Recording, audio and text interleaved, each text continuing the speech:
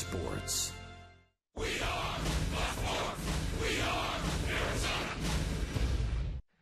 For the 7th straight season, the Arizona Diamondbacks were winners on opening day. Ian Kennedy led the charge for the 3rd year in a row as he shut down the Cardinals, while the new and improved Diamondbacks out-hit their opponent and scored timely runs. Last night was the blueprint. These new D-backs winning exactly as designed. Now it's Game 2 as opening week continues. Next on Fox Sports Arizona.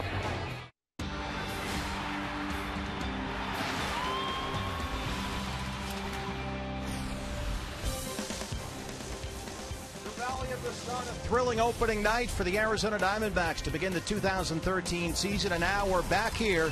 161 to go. It's Game 2 of this opening series. The Cardinals and the Arizona Diamondbacks on a beautiful night here at Chase Field. Good evening from Chase Field. Welcome to the broadcast. Steve Berthune, Bob Brunley along the way. And BB, after a thrilling opening night win last night, the D-backs here today trying to start 2-0 for the 2nd year in a row and just the 5th time ever. And I think the great thing about last night's win was the blueprint worked exactly as planned. Very rarely does that happen in the game of baseball, but last night was a perfect example of what the Diamondbacks' way is going to be this year.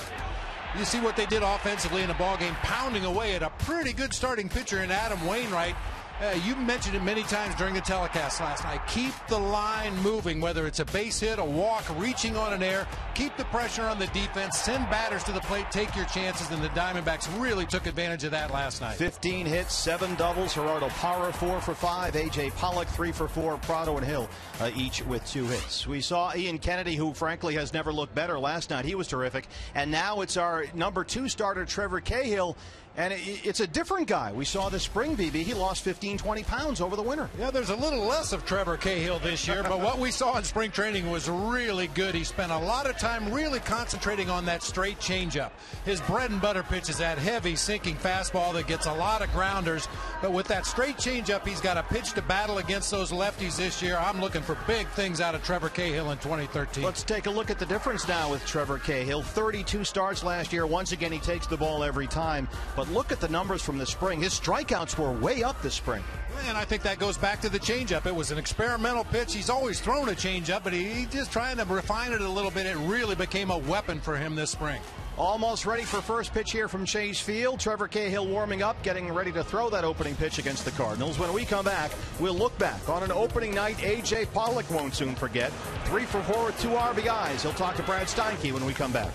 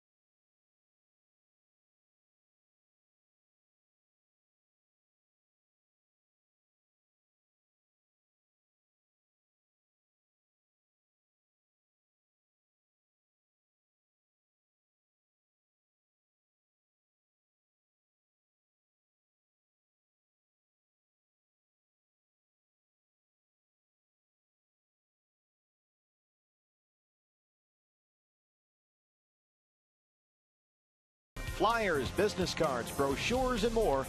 We can print that. Oh, an absolutely gorgeous night in the Valley of the Sun. The roof and panels wide open here at Chase Field as the D-backs get set to take on the St. Louis Cardinals. Brad Steinke with you outside the D-backs dugout. You know, a couple of weeks ago, outfielder A.J. Pollock wasn't sure he'd even make the D-backs roster, let alone get his first ever opening day start in the major leagues. And he certainly made the most of his opportunity last night, going 3 for 4 with a pair of RBI. A.J. doing his best to take it all in.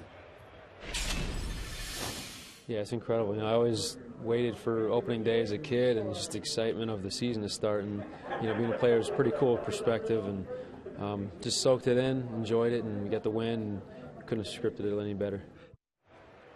Well, so game 2 of this very quick 3-game opening homestand for the D-backs continues tonight. It's Trevor Cahill for the D-backs against Jaime Garcia for the Cards. All the baseball headers away in just a little bit. BB and Steve Berthume have the call right here on Fox Sports Arizona. Opening week rolls on.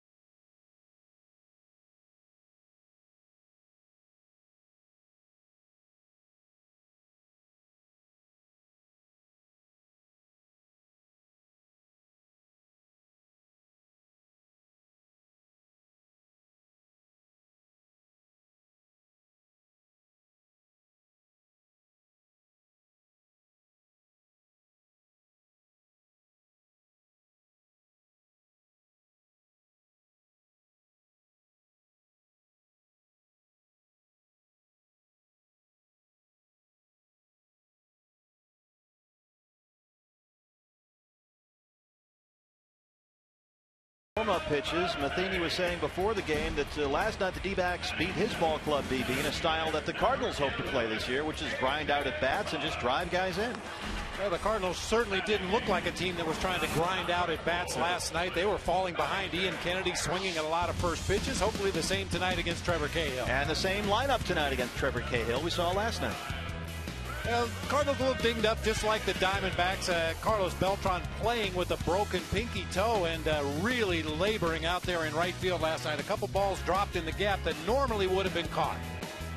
This is the lineup that will face a slim and trim Trevor Cahill. Last year, 13-12, the ERA 3.78. Once again, he gave you 200 innings. That's what he does. The WHIP, which is walks plus hits divided by innings pitched, at 1.29. That's a stat we'll be looking at all season long here on Fox Sports Arizona. It's a really good stat that tells you how a pitcher is doing, because it tells you about things he can control. Absolutely. And Trevor Cahill, as we alluded to in the open of the show, is going to throw a lot of ground balls. His infield is going to be busy tonight if he's on top of his game. That's what Trevor Cahill brings. The fastball's a two-seamer with a lot of sink. When they say sinker, often they're talking about a two-seam fastball. And here we go. Underway, John Jay takes a strike. Jay last night 1 for 4. He struck out twice. Leading off and playing center field tonight. 305 last year, 4 homers and 40 RBI. 1-1. Boy, Jay, with a lot of movement with his hands and his setup position as Trevor Cahill's getting ready to deliver the ball to home plate. Most hitting coaches like to see a guy be a little bit more still, but Jay, very active with those hands. He got all out of whack last year, was injured, came back, and went right in a slump. So to clear his head, Jay stopped looking at video and scouting reports completely, and instead went into the cage with the hitting coaches and just hit off a tee. And as you said, Mike Matheny said that the swing has a lot of moving parts, and when they get out of whack, it's tough to fix. And you'll notice, BB, he kind of sways when he's up there. John Jay relies a lot on rhythm when he's swinging well. And Matheny said, hey, when he gets it right, it's pretty dynamic. But when it gets out of tune, things can go wrong. Yeah, and as you mentioned, the more moving parts you have, the tougher it is to keep them all in sync. He's sort of just swaying up there, and he swings and misses. Cahill, 1 down. Swing and sway with Sammy Kay. I know that's way before your time, Steve. The big bands. I love the big bands, baby. That power sinker started it on the outside corner, tailed it out of the zone to get the swinging strike. Way to hit that 18-25 demo. Here's Matt Carpenter. What a night here at Chase Field. Just absolutely gorgeous. Panels open, roof open. Carpenter last night 1 for 4, had a double and scored a run. There you see his numbers from last year. Went to TCU. He was a 13th round pick by the Cardinals back in 09. Well, it falls behind the count 2-0 does Trevor Cahill. 2 pretty good pitches though, right at the outside corner with that tailing sinking action. Very disciplined at bat so far by Matt Carpenter. 2-1. They're trying to figure out a way, BB, to get his bat in the lineup. They really like what they saw last year. And as we said last night, he worked out at second all spring. David Freese is injured, so Carpenter's at third. Defensively for the Arizona Diamondbacks tonight, little change. Have a left-hander on the mound in Jaime Garcia. So Alfredo Marte starts in left, and Jason Kubel is on the bench against the lefty. Other than that, BB, it's the same deal. And why not?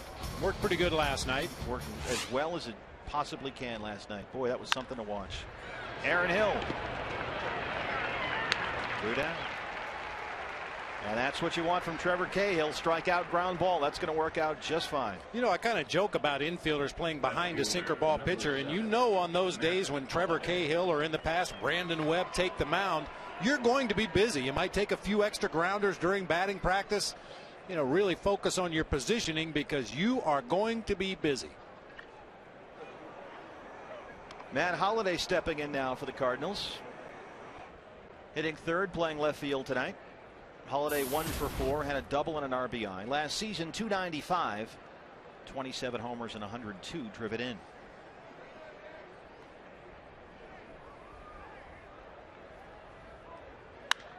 Center field, A.J. Pollock. 3 up, 3 down for Trevor Cahill in the top of the first inning here. And a beautiful night from Chase Field. Diamondbacks coming up.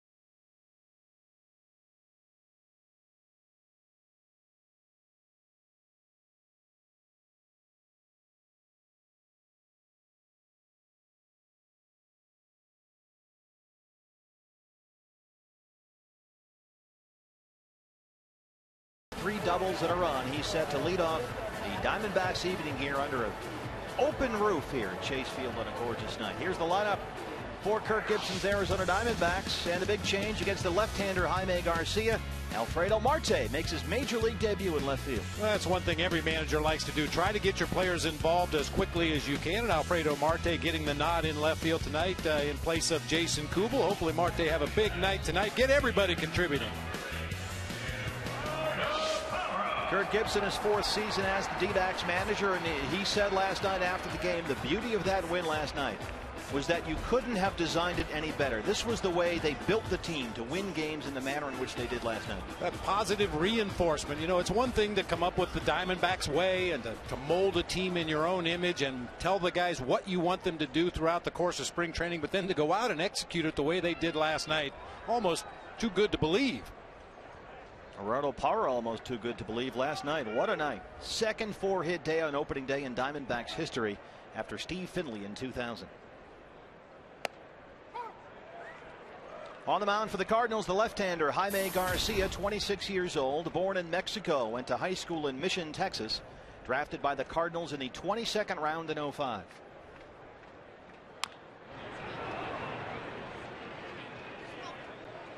You saw him start the game with a first pitch cutter. He'll throw a 4-seam fastball, a cut fastball. I think his out pitch is that straight changeup, but he'll also mix in an occasional curveball. And much like Trevor Cahill, very much a ground ball pitcher. That's where he makes his living. Parra swings and misses, and it's 1 down. Yeah, Garcia was limited to 20 starts last year. Made 11 starts before going on the DL with a left shoulder strain. Came back and made 9 more starts after his DL stint, but in the postseason only pitched 2 innings, had to come out of the ballgame. Here's Martin Prado. Prado in that 2-hole again, batting second and playing third. Last night 2 for 5, 2 doubles, scored twice and drove in a run. Last year in Atlanta, 301.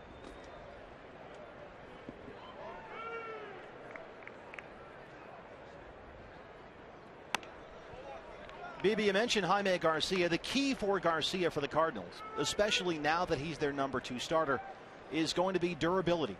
You mentioned last season, 7-7, the ERA a smidge under 4. Prado looks at a ball. He was plagued by a left shoulder strain last year. He went 3-4 in 11 starts before he went on the DL. And he was out from June 5th all the way through August 19th. And he went 4-3 when he returned. Then they got in the postseason, and Garcia was only able to get through 2 innings in the division series against the Nationals. Had to be taken off the postseason roster with a rotator cuff strain and inflammation. And he elected not to have surgery to repair a tear in his shoulder. Some of the doctors that saw him suggested the surgery, but he instead chose rehab. Went through a long winter, and he had a very, very good spring. Garcia this spring in 6 starts, 2-1. The ERA was 2.48. 24 strikeouts in 29 innings. 3-2. Second base, Descalso. 2 down. It's kind of interesting to watch Jaime Garcia. His cut fastball vaguely similar to the Trevor Cahill sinker. A cut fastball from a left-handed pitcher will work its way into a right-handed hitter, and of course a right-handed pitcher throwing a sinker, his ball will have the same movement down and into a right-handed hitter. There's Aaron Hill in the 3 spot, 2 for 4 last night. Before the game, Aaron was presented with his Silver Slugger Award. Takes a strike.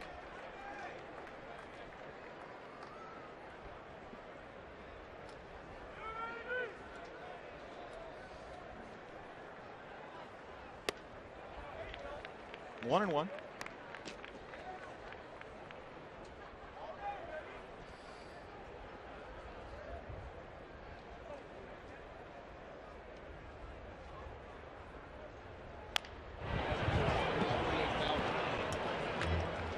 Hey, every time a Diamondbacks player hits a home run this season, Fulton Homes will donate $150 to the Central Arizona Mountain Rescue Association. That's $150 for every D-backs home run from our friends at Fulton Homes. 1-2 now from Jaime Garcia, just underway here at Chase Field.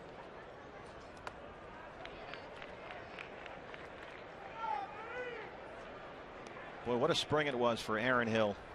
As you see Yadier Molina behind the plate. Aaron 385 in 20 games, a homer, 6 doubles, 13 RBIs. And he continued that last night with a 2-for-4 game. There it is. And most of his outs were hard hit balls as well. You know, he just was feeling really good this spring. A lot of hard work early in the morning, and it certainly translated during the Cactus League games.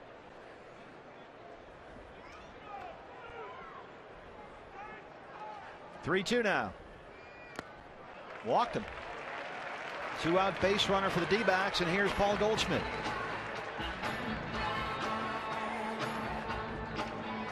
Well, here we go again. Much like last night, what appeared to be a relatively quick inning for Jaime Garcia. Suddenly a base on balls. He's got to face the cleanup hitter in the Diamondbacks order with a runner on base.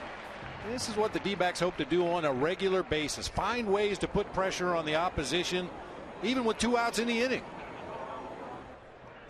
Goldie last night 1 for 3, scored a run. And this is his situation. He just feasts on left-hand pitching. 0-1. Boy, that backdoor cutter has been a big pitch already here in the first inning for Jaime Garcia. Starts it just off of the outside corner to a right-handed hitter. That little bit of late movement brings it right back to the corner, and Yadier Molina doing a nice job of making those pitches look good. You saw Goldie last year 286 against lefties. However, he hit 343.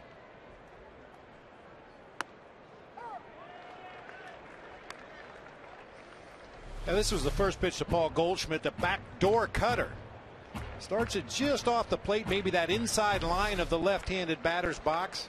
It cuts right back to the corner. A lot of right-handed hitters will give up on that pitch. They see it outside, they take it thinking it's a ball, and that late movement brings it right back to the corner of the plate. There you saw the splits for Paul Goldschmidt.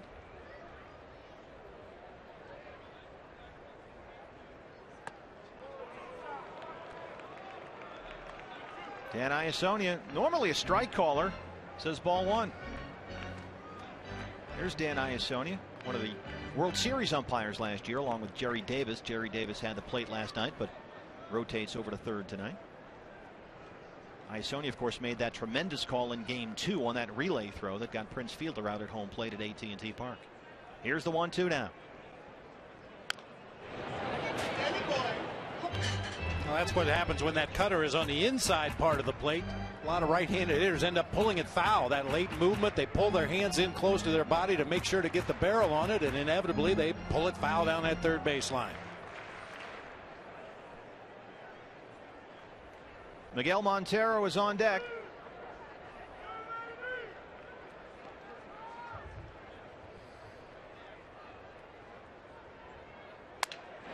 Shortstop Pete Kozma will go the short way. That ends the inning. The Diamondbacks get a walk, they leave one. We're through one. Hey, it's the Futures Field here. The kids, there's a home run swing on the Futures Field from a future D-back great. We'll go top 2 after this.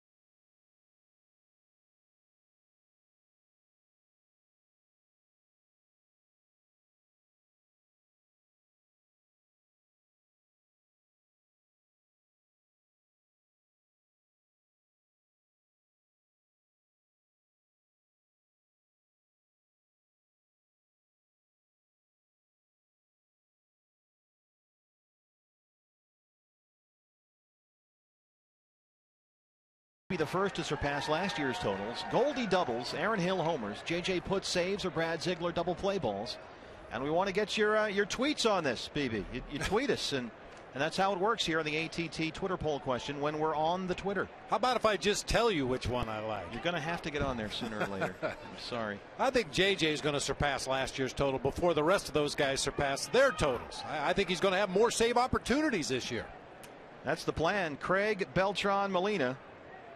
4, 5, and 6 here in the Cardinals' second inning. Alan Craig last night 0 for 4, 2 strikeouts. Stepping in here against Trevor Cahill tonight. Craig last year, what a year it was. 307, 22 homers, and 92 RBI. And those 92 RBI, oh, by the way, came in only 119 games. That is production. Wow. And did his best damage with runners on base, a .400 batting average with runners in scoring position. I mentioned last night a lot of people trying to pick MVPs, preseason predictions. This guy's a good dark horse candidate for an NL MVP voter too.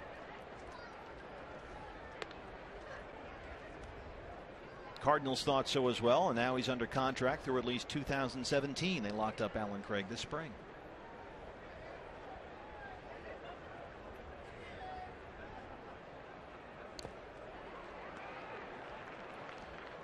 We showed you the kids' cages out there. This is a great. There's Jim Carruthers out there. He's a D-backs hitting instructor. This is one of the great things you can do at Chase Field. It's great to have places for the kids to go, for the youngsters, but you can get in there and take some actual hacks with the hitting instructor right there. Jim will stand there and work with you on your swing. If you're a little leaguer, pony leaguer, high school kid, whatever you need, you can get in there here at the ballpark and take some legit swings and take some real BP. I mean, this is real hitting, and Jim is right there. He works with you. It's a tremendous opportunity to come in here at Chase Field and get some professional instruction. Boy, and what a view out the windows there. That's got to be the nicest batting cage I've ever seen. It's great, isn't it? Here comes Jim. He's going to get in there and keep you cool with the fan over there. So much to do here at Chase Field. Center field. Here's A.J. Pollock. Where was Jim Carruthers when I was playing? I could have used a few pointers. You did all right.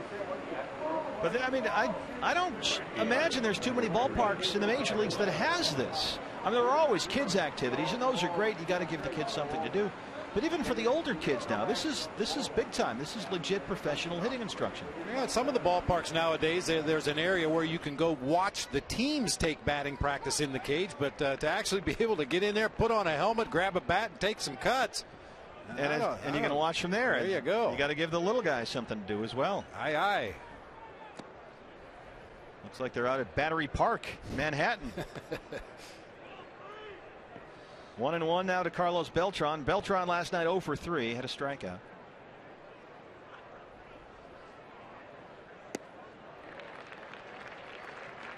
When you just wonder how long Carlos Beltran will continue to try to play through that broken toe. He was really limping badly out in right field last night, getting poor jumps and just no acceleration at all going after balls hit in his direction.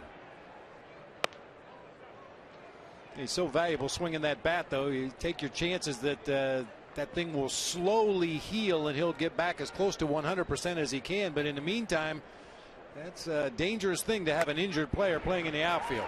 Cahill strikes him out looking. Second strikeout of the night for Trevor Cahill. 2 down here in the second. You mentioned Alan Craig as a potential MVP candidate in the National League, and there's some talk among people close to the Cardinals that he may find himself out in right field. Big left-handed hitting Matt Adams is a guy that can play first base, and should that injury to Beltran be bad enough that he has to go to the bench, don't be surprised to see Alan Craig play some right field. It's a great picture right there. Great background. Yadier Molina steps in. Of course, if you talk to Cardinal fans, they want to see Oscar Taveras. Oh, everybody wants to see Oscar Taveras. Yadier last night 1 for 3, had a double, 315 last year. I was at the Futures game last year, All-Star Weekend, and picture Kauffman Stadium in Kansas City, where they have that big, giant Royal logo scoreboard out in center field. Oscar Taveras, who's a top Cardinal prospect, was hitting him off that scoreboard in batting practice. Jeez. And many consider him to be the best hitting prospect in baseball right now. And it's interesting where that fits in. They have so many guys they need to get in there. They need to find Carpenter some at bats. They need to find Matt Adams some at bats. And Oscar Taveras is kind of sitting there without a spot right now. So it's going to be interesting to see how this Cardinal offensive lineup evolves over the course of the year. Said Dan Iassogna was a strike caller. He's got 2-2 right now. These guys have a tremendous farm system. They have Colton Wong, the second base prospect they like a lot. All these young guys in the bullpen, they all throw 98. Chopper up the middle, base hit. 2-out base runner for the Cardinals here in the second.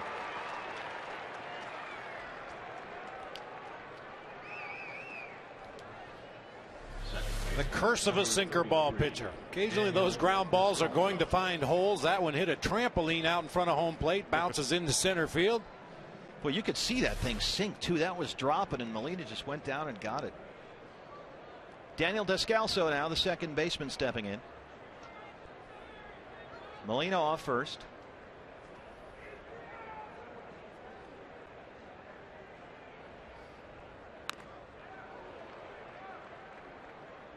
Descalso last night 1 for 3, had an RBI.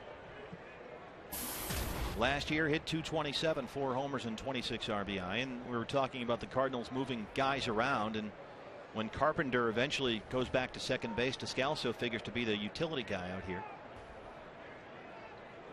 But he was a valuable piece for them in the postseason last year at second base. Played all 13 St. Louis playoff games. Started there, played every inning. Hit .316 in their 5-game division series win over the Nationals.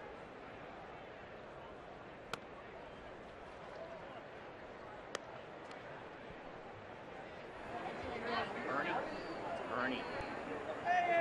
90th birthday party out there. Hey, all right. Don't scare him. Thumbs up. Some thumbs up for the food, the view, the ballpark. Oh, yeah. First base side, Paul Goldschmidt. That's the inning. CenturyLink, what's next? A.J. Pollock is due up. He's next. CenturyLink is your link to what's next. D-backs coming up bottom 2 here. No score.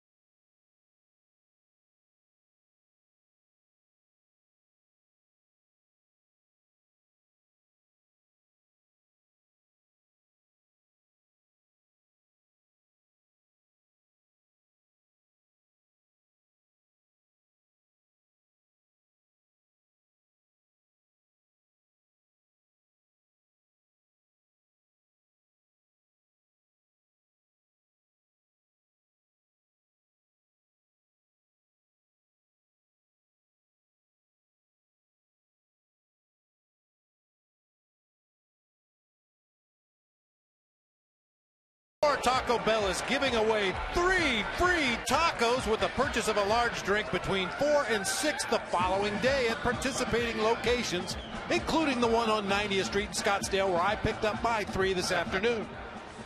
But for you, that's every day. No fair.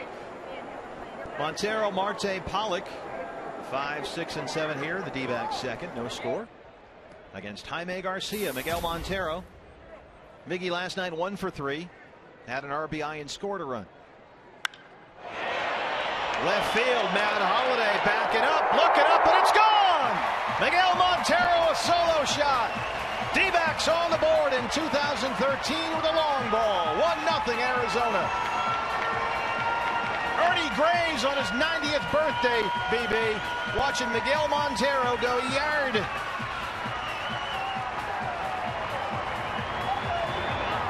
And that's another $150 from our friends at Fulton Homes going to Central Arizona Mountain Rescue.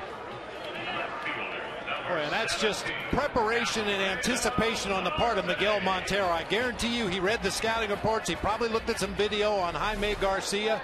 Looked for that cutter away, got it, and did not miss it. Major League debut for Alfredo Marte. He looks at a ball 1-0. Alfredo Marte with a chance here to join the list of Diamondbacks who have homered in their first big league at bat.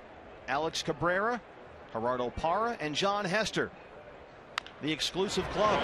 And we saw BB Marte hit some absolute bombs in spring training this year. Yeah, really came into his own last season at AA Mobile. Had a 20 home run season, drove in 75 in just 113 games. Marte from Santo Domingo in the Dominican Republic. This is his 8th season in the D-back system. He got sent down to minor league camp about halfway through, and then they had the injuries. They called him back to big league camp, and he started hitting home runs. And here he is on opening day in a big league uniform. There it is last year for the Mobile Bay Bears in the Southern League. This is AA. You can see the power numbers. He slugged .523. That was second in the league.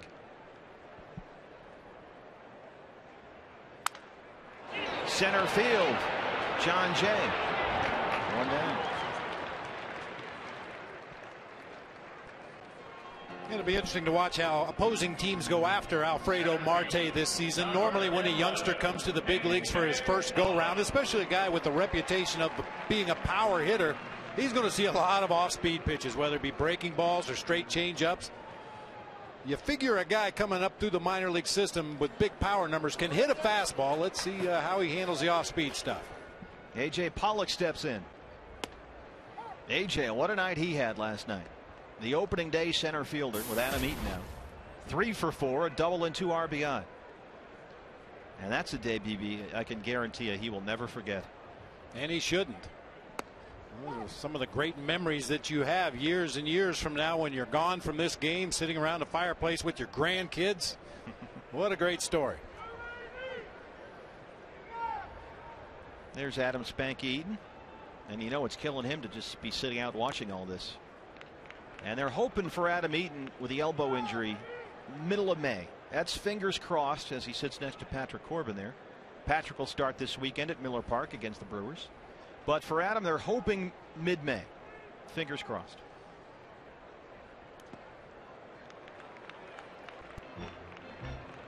Well, being a young, healthy, physically fit young man, you'd like to think that he'll heal quickly and get on his rehab and get back on the field. The problem with Adam Eaton is sometimes you have to rein him in a little bit. He might be in too big of a hurry to get back on the field, and the last thing you want to do is re-injure that elbow. You mentioned physically fit. That's the all-you-can-eat section. Pollock gives it a ride to right. Beltran giving chase with that bad toe. And he makes a nice running catch short of the fence. We saw limited mobility last night by Carlos Beltran in right field, BB, but he did a nice job there. Yeah, covered some ground that time. Had a long way to go to get over near the barrier in foul territory down that first baseline, but able to make the nice running catch. Look how he very carefully keeps his toes away from that side wall. Braced himself with both hands, lifted his feet up off the ground so he wouldn't bang that broken toe into the wall. Here's Cliff Pennington now, the switch hitter, batting right-handed against the left-handed Jaime Garcia. Cliff last night 0 for 4, 3 strikeouts.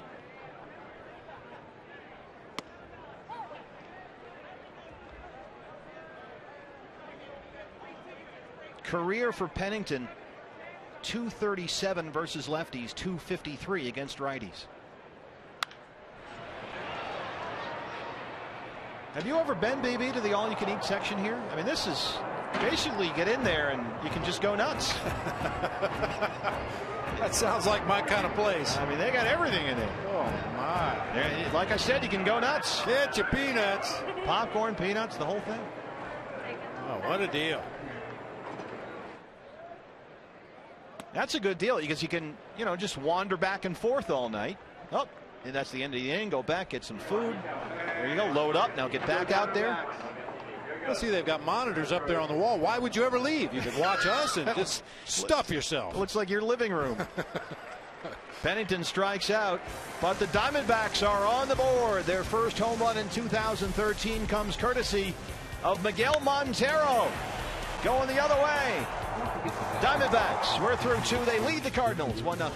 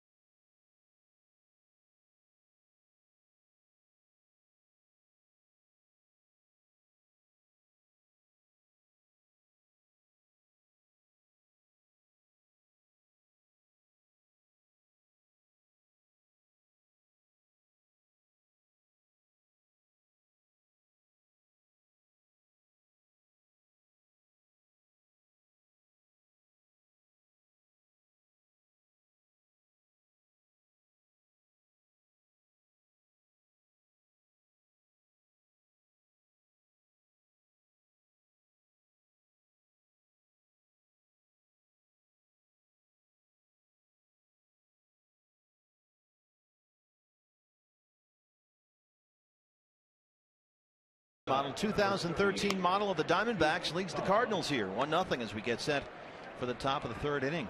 And don't forget, BB, to stock up. We got a new team this year, new look, so you got to get some new stuff. Yeah, new jerseys. Yeah, favorite player, I'm sure they've got, whoever your favorite player is, I'm sure they have his number in there somewhere. There's a lot of stuff in there too. It's a good sized store here at Chase Field. Trevor Cahill ready to face Pete Kozma, Jaime Garcia, and John Jay. 8-9-1 here in the Cardinal 3rd. 0-1. Kozma last night 0 for 2. He had 2 strikeouts. Always a key to get the leadoff hitter in an inning out, but especially when it's the number 8 hitter in the lineup. That will force Jaime Garcia to go up to the plate and swing the bat rather than attempt to put down a sac bunt. And after getting the home run from Montero and getting the 1-0 lead, ideally you want the shutdown inning. You got the lead. Let's establish it now. 1, 2, 3, and just keep moving. Got a chance to do that here against the bottom of the order.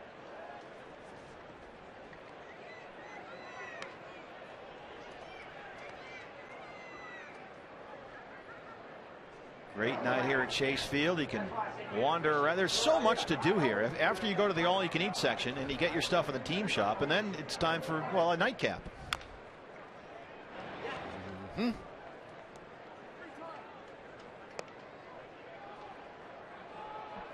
And I tell you what, when the roof and panels are open here, it's just gorgeous. Absolutely beautiful. They got monitors everywhere over there. You're not going to miss a pitch. Got the action going on behind you there in the field. What a great view. Well, sometimes the action's going on right next to you. Trevor Cahill. That was a tough play. This was an issue for Trevor last year. It's one of the reasons he lost so much weight. He needed to be better at fielding his position, but that was a difficult play for anybody. That's a base hit. Yeah, really tough on that swinging bunt down the 3rd baseline. Cahill gets off the mound in pretty good shape, gets to the ball, but there's too much to do right here. You can see he's running away from his target, tries that fadeaway sidearm throw across the diamond. Unfortunately, gets there on a hop not in time to get Pete Cosmo. So Garcia up here with a man on first. And don't automatically think he's going to bunt. Of course, now he goes right into it. Here comes Prado charging in at third. But, you know, Jaime Garcia had 10 hits last season. He batted .250. And that led all St. Louis pitchers. There you go, 10 for 40. This guy can swing a bit here. But with a man on and no one out. He actually hit for the cycle for the season last year. Had a single, double, triple, and a homer at various points of the season. But yeah, that's a 162 game cycle. Around here we call that an Aaron Hill. Do it twice in 10 days, then come talk to me. Jose Oquendo going to go talk to Jaime Garcia. Longtime third base coach Jose Oquendo. Mike Matheny was talking yesterday during batting practice about their young infielders and Carpenter moving from second to third, and he said, you know what, when you have Jose Oquendo here, he's the best infield coach I've ever seen, ever been around. And Jose Oquendo played everywhere. Yeah, one of the great utility players for a long time. Garcia bunting on an 0-2 count, and that's it, he's out. Bunting on 0-2, BB, your thoughts? It's kind of odd, especially as you said, for a pitcher that's capable of swinging the bat. He had some holes in the infield there. Martin Prado was playing very shallow at third base, anticipating a possible 2-strike bunt. I'm surprised he didn't pull that bat back and try that old Baltimore chop. Just put it in play somewhere. And we'll take it. So one down. Now here's John Jay, who struck out to lead off the game.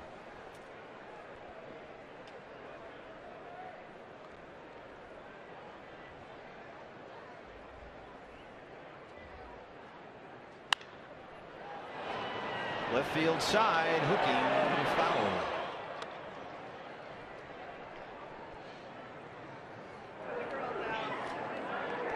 First wife, sister wives, and King Tut. Sure. I get it. That explain. Did we suddenly go to Vegas in between pitches? Oh my.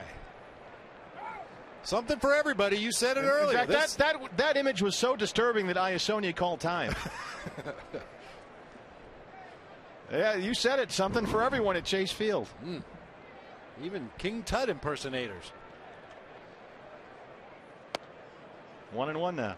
I was anticipating first wife, second wife, you know, future ex-wife, whatever, but just roll with the punches, Steve. That's all we can do up here.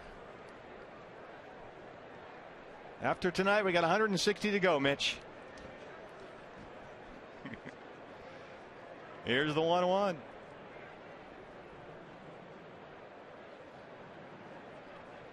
Oftentimes, you'll see pitchers trying to control the running game. It's not always about throwing over to the base. It's about disrupting the rhythm of the base runner and altering the length of time you pause at the belt, sometimes short, sometimes long. Well, what I really liked in spring training, Charlie Nagy and Kirk Gibson have their pitchers, even when they throw a side session with no batters down in the bullpen, they have them work on that. Quick pitch on one, hold the ball for 5 seconds on another, hold it for 3 on the next pitch, just so they get accustomed. So many pitchers get into a rhythm out there, which base runners can very easily read. Yeah, you talked about 161 to go, Steve. This is why players say it's a day-to-day game. I mean, there's a lot of empty spaces right there. We got to play all these games, and we'll be here with you for 150 on Fox Sports Arizona. Yeah, that can be a little daunting if you look at the schedule that way. Just take them one day at a time.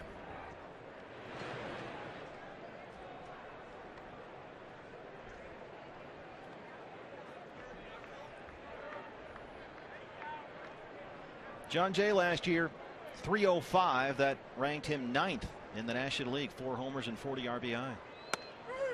Montero throws, and they have Cosma picked off at first base, says Brian Knight. That ends the inning. Miguel Montero catches Pete Cosma napping, and the D-backs are out of the inning. That's what Kirk Gibson is talking about, doing the little things right, and they execute that. Cosma caught napping, Goldie applies the tag, and we go bottom 3. 1-0 Diamondbacks. Time to cheer on your favorite condiment.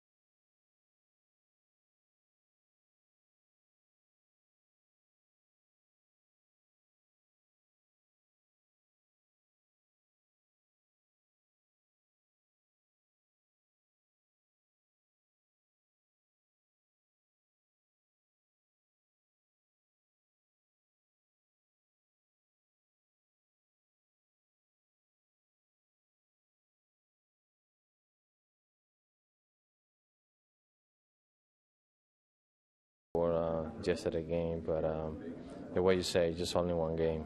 And we have to make sure that we can be consistent with and play that 27 outs, no matter how bad we're losing or how good are we winning, and that's our goal. Just go all the way through.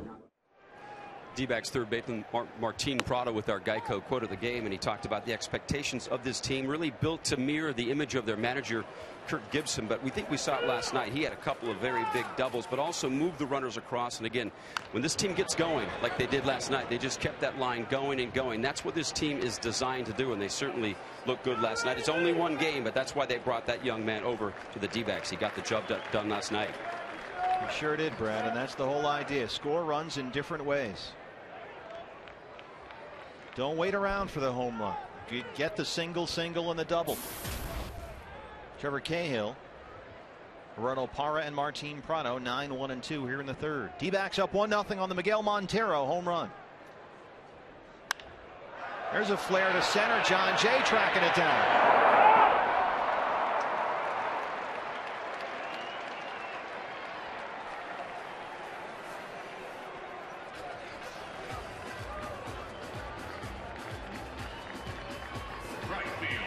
With Holiday playing left field and an injured Carlos Beltran playing right, John Jay's going to get his leg working in the early part of this season. He's got a lot of ground to cover out there in center field, and he's able to make a nice running catch on that drive off the bat of Trevor Cahill.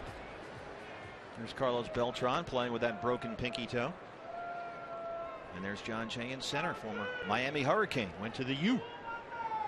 Ronald Parra steps in, struck out on his first at bat after the 4-for-5 night last night with 3 doubles. First pitch swinging. Alan Craig bobbles it, but he'll take it himself, 2 down.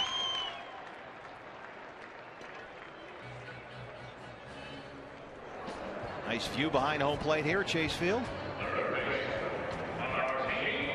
This ballpark, BB, looks like a big ballpark on TV, but when you get here and you sit really anywhere between the foul lines, it's a very intimate ballpark. The sight lines are tremendous, and you really are right on top of the action. There's not a lot of foul ground here. If you're in the infield bowl especially, you're right there, man. Martin Prado grounded to second his first time up. 0-1. Yeah, you knew he was going to take until he had at least 1 strike in this at bat. Martin Prado is not afraid to hit deep in the count. He's not afraid to hit with 2 strikes. He ranked 21st in the National League last year in pitches per plate appearance.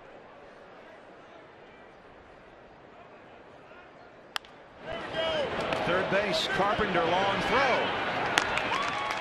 3 up, 3 down, and the D-backs third, but Miguel Montero's solo shot in the second is the only run of the game so far. 1-0 through 3.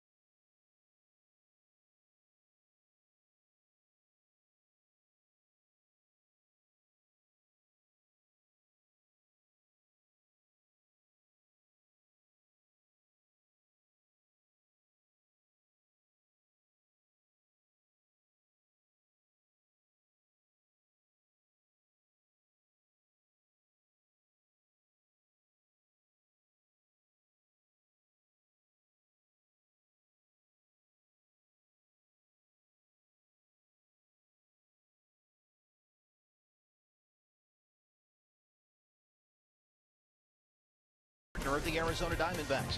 By Scottsdale Healthcare. Get back in the game with Scottsdale Healthcare Orthopedic Services. And by Gila River, proud partner of the Arizona Diamondbacks.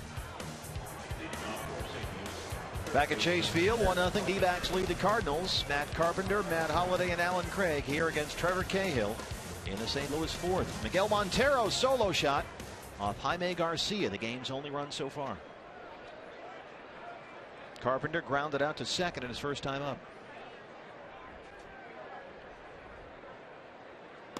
Hey, Bert, Matt Carpenter, a little bit of a rarity. I can only think of one other player off the top of my head that hits without batting gloves. Hunter Pence, the outfielder for the San Francisco Giants, occasionally will wear one glove, but Matt Carpenter has his fingers taped up, but no batting gloves. He's got like a linebacker there. He's got his fingers taped up and everything, or a hockey player maybe. Well, when you hit without batting gloves, you have a tendency to get blisters. So I imagine he's trying to protect some hot spots on those hands. Matt Carpenter, 27 years old, from Galveston, Texas. I know one thing, the at-bats go a lot faster if you don't wear batting gloves. Because even when guys take pitches, they have to step out of the batter's box and readjust their gloves before every pitch. Guys get a little fidgety. Yeah, Carpenter just takes a step out, takes a practice swing, jumps right back in there. He doesn't have to. Yeah, there's not too many guys that do that. No. I remember Nick Castellanos, the Tigers prospect, was a bare hand guy last year, but no one else really comes to mind. Here's the 2-2.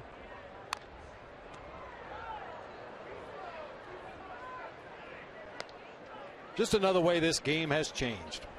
Somebody asked me earlier today, did I use batting gloves? And I said they weren't invented when I played.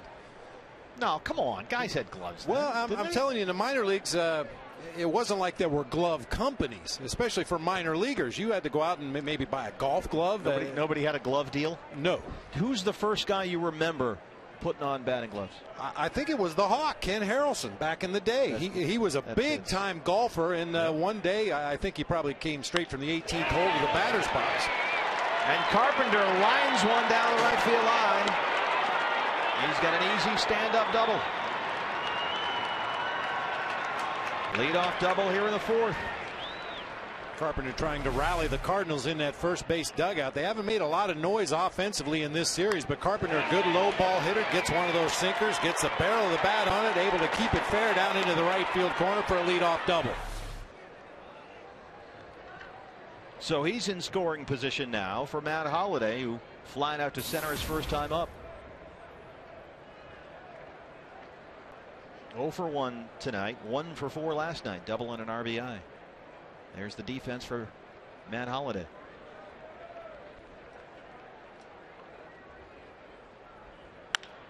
Second base, Aaron Hill. Carpenter to third. Moves him along. Hey, baseball is back, and there's no better time to become a season ticket holder. You can choose the ticket plan that's right for you. You can buy a full season, a half season. You can choose from weekend or series plans, and you'll enjoy all the benefits of being a season ticket holder, like early entry into Chase Field, exclusive events with the players and coaches. Call now and learn more. 602-462-4600 or log on to dbacks.com. Carpenter to third now, one out for Alan Craig. Craig fly to center his first time up.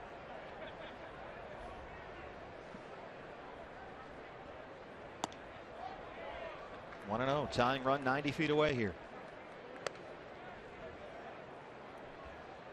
And just like Ian Kennedy last night, BB, Trevor Cahill is ahead. Well, that's where you want to be. Obviously, last night, Kennedy, after getting ahead, was able to expand the strike zone on these Cardinals hitters with that straight change up and fastballs just off of the corner. Chopper to short. This will bring the run in. Carpenter scores 1-1. RBI for Alan Craig.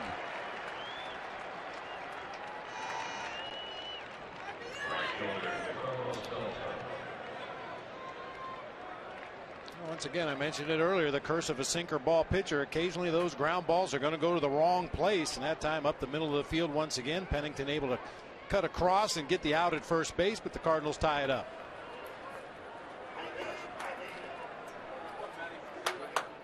So Beltran will hit here with 2 outs in a 1-1 game. 1-0. Much of Beltran's role this season, as it often is, depends on his health, and notably his chronic knee issues. And Mike Matheny has said his intention is to give Beltran more rest over the course of the year as he decides is necessary, to make sure that the Cardinals can do everything they can to maximize the chance that Beltran is healthy late in the season when you really need him.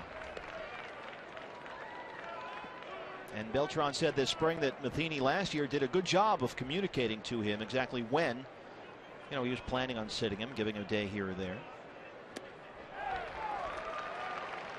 Well, Beltran is a guy you definitely want available should the Cardinals reach the postseason. Certainly the Reds are going to have something to say about it in that National League Central, but we mentioned it in last night's game. This guy is a hitting machine in the postseason.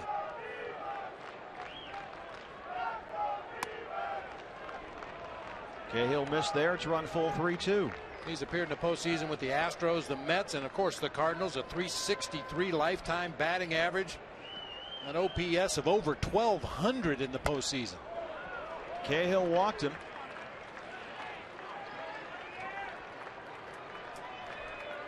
First walk of the game issued by Trevor Cahill. And now Miguel Montero will go out and have a chat as Yadier Molina comes up.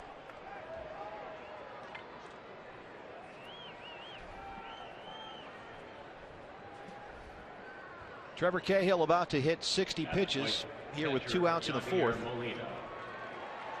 Molina singled his last time up back in the 2nd inning, 1 for 3 last night. He struck out twice. Yadier Molina last year voted into his 4th straight All-Star game, won his 5th straight Gold Glove. In fact, Molina has won the first 2 Rawlings Platinum Glove Awards. Those are voted to the best defender at any position. High above Chase Field, bringing you all the action. The Fox Sports Arizona crew. Montero can't corral that one. Beltran to second.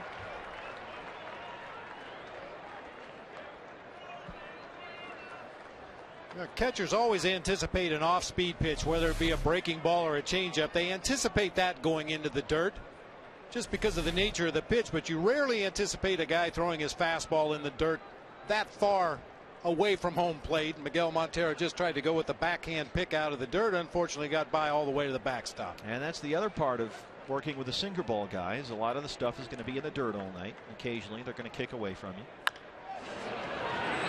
Prado at third.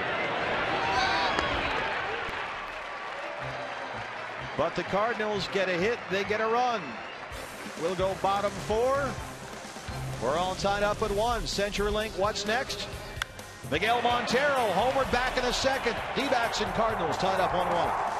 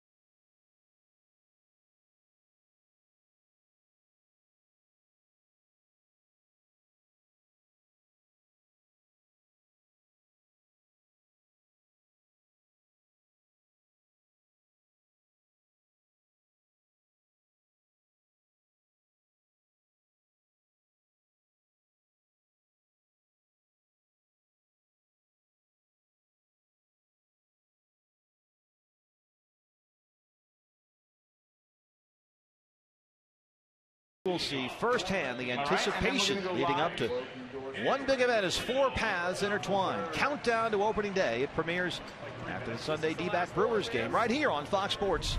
Arizona behind the scenes with the governor, Greg Schultes. He drives into the park, and President and CEO Derek Hall. Look at that, overseeing. There's a trophy that, BB, should be familiar to you. It's right here. Yeah, I've seen that one before. You had it raised over your head at one point, I recall. There it is, back in 2001. Broke it on top of a fire engine in the parade after the World Series as well. They had it kind of bungee strapped to the top of a fire truck. Dude, it's not the Stanley Cup where you're dropping it into swimming pools. I mean, you got to take care of that thing. Well, we misjudged the height of the fire truck as we went around the corner. There were some low-hanging branches, and a couple of those flags got bent just a little bit, but got it repaired quickly. Let's see. Yeah, there it is. Yes, this is now this is post fire truck, I guess. Yeah. All right. We just kind of cleaned it up a little bit. A little duct tape. It's good as new. Aaron Hill, Paul Goldschmidt, and Miguel Montero, 3, 4, and 5 here in the fourth of a 1-1 game against Jaime Garcia. Aaron Hill walked his first time up last night, 2 for 4.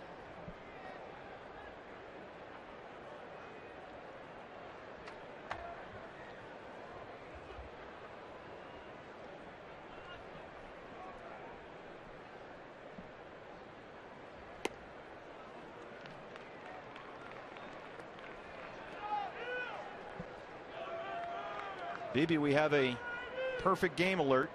Uh-oh. I think this is year the pitcher 4 now. Yu Darvish perfect through 8 for the Rangers in Houston. 14 strikeouts. And this could be the year that last year he was very good. But there it is right now. The Rangers lead the Astros 5-0. And they are through 8. Darvish perfect game. 14 strikeouts, 106 pitches. Here's the 3-2. But Yu Darvish could really have a big year this year. He is their ace. Careful, careful. Nicely done. Poise, composure. Check out the form here, BB. Well, pretty good range. Unfortunately, the hamstrings just don't react quite the way they used to. Nice effort. Third base, Carpenter steps in front of Kozma, makes a nice spinning throw to get Aaron Hill 1 down. Really nice play there by Matt Carpenter. Outstanding play by Matt Carpenter, ranging far to his left, spinning with his back to first base. Almost a blind throw across the diamond. He's had some issues in this series already, finding the handle on the ball when he goes into that glove, but no problems with that one. So 1 out now for Paul Goldschmidt. Goldie hit into a fielder's choice his first time up. 1 for 3 last night, scored a run.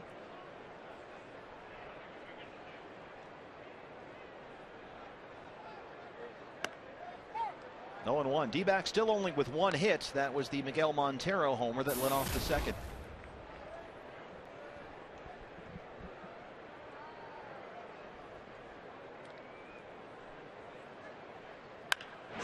In the air to right.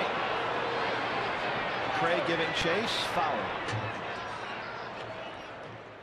Paul Goldschmidt just got a 5-year, $32 million contract extension. For more on that, here's Brad Steinke. Brad.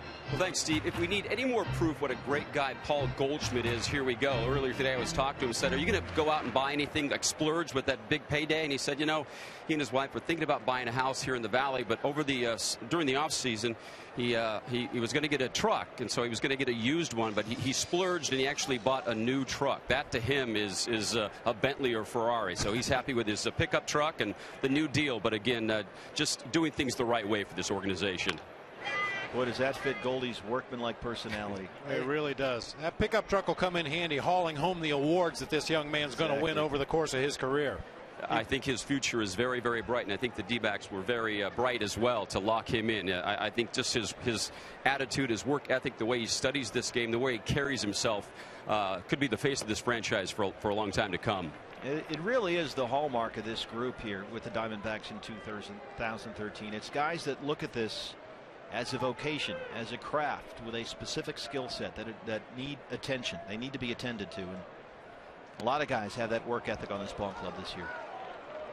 Goldie, I talked to him the other day, and he said the thing that really kept him busy this offseason, BB, is they got a dog. There's a puppy running around now, and that'll do it. He said that for the 2-3 weeks there, he was on 24-hour alert, basically. Pick him up and run out of the house. Strikes him out. Third strikeout of the game for Jaime Garcia. Well, you can tell what the organization thinks about Paul Goldschmidt when they gave him that parking spot out there behind the right field bleachers for his new truck. I mean, that's the VIP parking area. Was that your parking area earlier? And that you registering a complaint? No, not at all. Hey, yo. All about the players. Here's Miguel Montero. Solo shot to left field to lead off the second. The only hit of the game so far for the D-backs. No, I park out there underneath the overpass where the pigeons use it for target practice. You know what I mean? I'm right there with you. Not in the front row? Not in the front row. That's a great seat out there. Miguel Montero finds a gap in right center. Maybe he'll stop at first. He's 2 for 2. 1 for 3 last night, 2 for 2 so far here.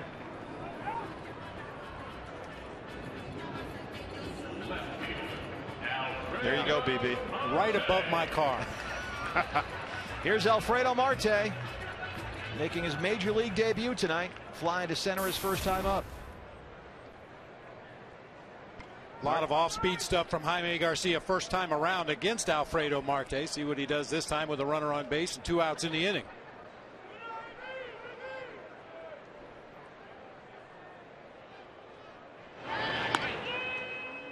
Marte 8 for 47 in 25 spring games with the D-backs. Also homered 3 times in the final week or so. And with Hinsky and Chavez on the bench and some guys injured, Marte is a nice piece here. Right-hand power bat.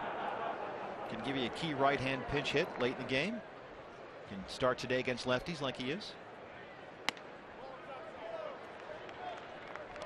Last year, both a midseason and postseason Southern League All-Star. He, in fact, was named the Southern League All-Star Game MVP.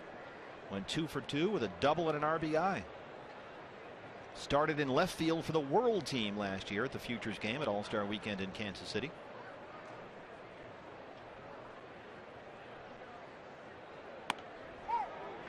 Told you Dan Iasone was a strike caller behind that plate.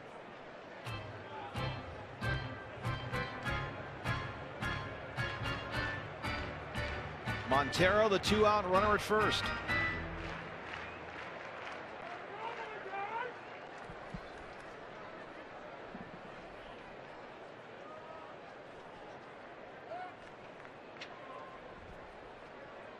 You mentioned the batting gloves, BB. That was it. Step out, readjust them, get comfortable.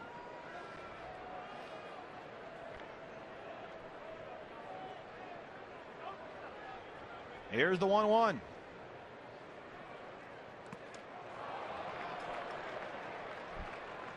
Once again, fans, we want to remind you that anytime the D-backs score 6 runs or more, Taco Bell is giving away 3 free tacos with the purchase of a large drink between 4 and 6 the following day at participating locations. So 6 runs, you get some tacos. That's the deal this year. If the Diamondbacks score 12, do you get 6 free tacos? Oh, I think now you do, I guess. Nice work. I was just asking. 2-2.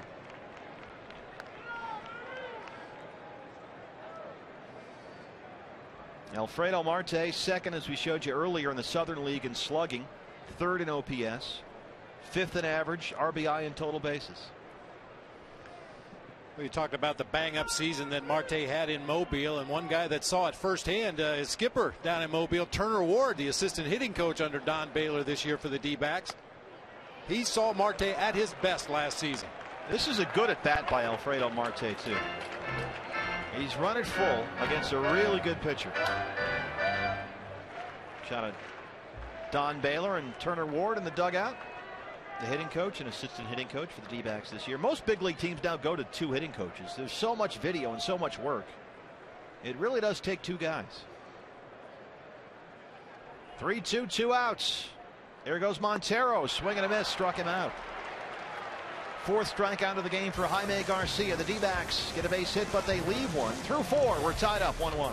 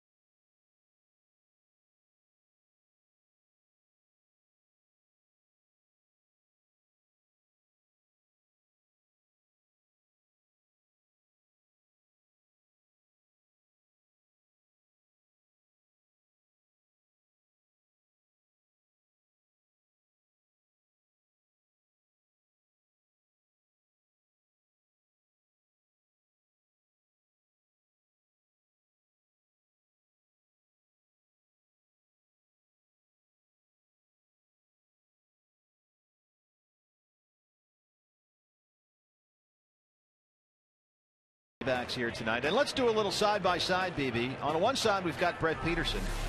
On the other side we've got Cardinals third baseman Matt Carpenter. Well, Matt Carpenter playing out of position. So is Brett Peterson. He normally works the right field line, so this is a different angle for him. The ball reacts a little differently. He was able to stop it, keep it from rolling to the fence. Once again, great effort. Nice going, Brett. There's Brett over there in left field, and Dave Abdu's over there in right, ready to go there. We appreciate the efforts of those guys all year long here. Chase Field with us. Roof is open. Gorgeous night. 1-1 game here in the 5th. Descalso, Cosma, Garcia. 7, 8, and 9. 0-1. Keeping an eye on a perfect game right now. Yu Darvish for the Rangers. Perfect through 8 against the Astros in Houston. Rangers batting right now top 9. Yu Darvish. 8 perfect innings, 14 strikeouts. He's had 106 pitches. 64th pitch from Trevor Cahill.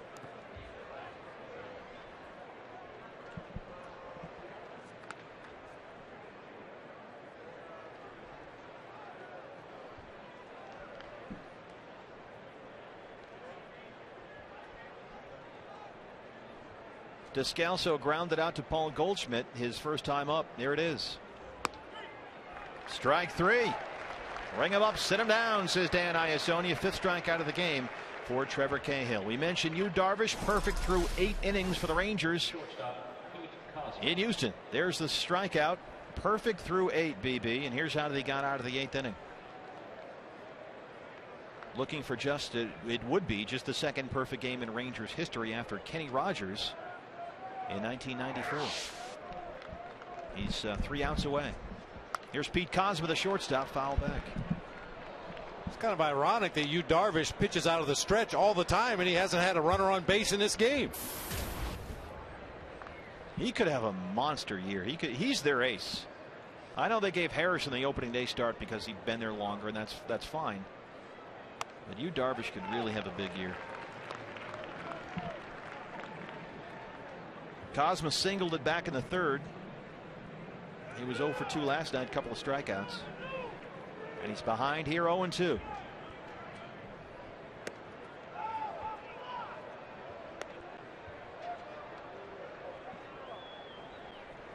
Trevor Cahill really is the blueprint for what the Diamondbacks would like their pitchers to be. Durability, go every 5th day, go deep into games and throw ground balls. Tried the little front door slider, it looked like. Mixing in a few more breaking balls this time through the Cardinals order. Probably see even a few more as we get the 3rd time through the Cardinal lineup. Mostly went just with that power sinker first time through. The 2-2. He's run it full. Jaime Garcia, the pitcher, is on deck. Since 2010, only Ricky Romero, C.J. Wilson, and Felix Hernandez have produced more double play groundouts than Trevor Cahill. Last season, second in the National League in ground balls. Struck him out. That's number 6 for Cahill.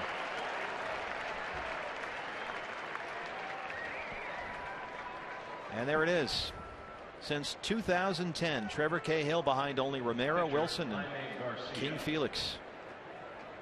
Second in the National League in ground balls and ground ball percentage.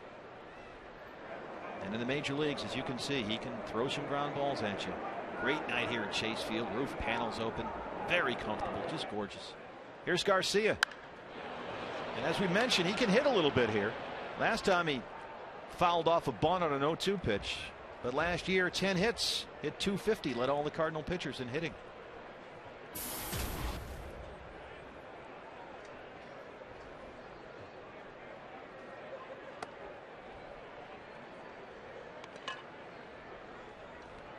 And this game really be going as you might expect, with two really good pitchers, both ground ball guys. It's 1-1 here in the 5th.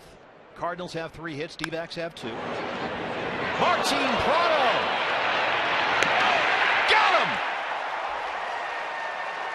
Martin Prado with a spectacular play at third, and that ends the inning. We started the inning by showing you Brett Peterson down the left field line, and there's a diving Martin Prado. D-back defense all over the place here at Chase. 1-1, bottom 5.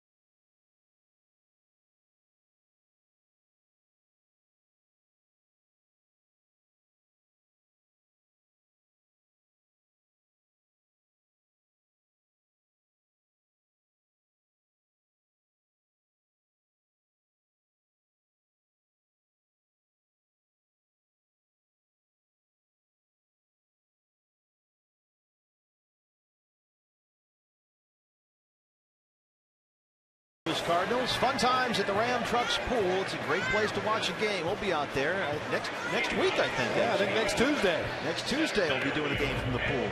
RamTrucks.com, great place, great spot. Keeping an eye on Yu Darvish. He is 1 out away from a perfect game for the Rangers in Houston. 1 out away. And we'll of course keep you posted there. In the meantime, A.J. Pollock, Cliff Pennington, and Trevor Cahill, 7, 8, 9 here in the Arizona 5th. Great night to be in the pool.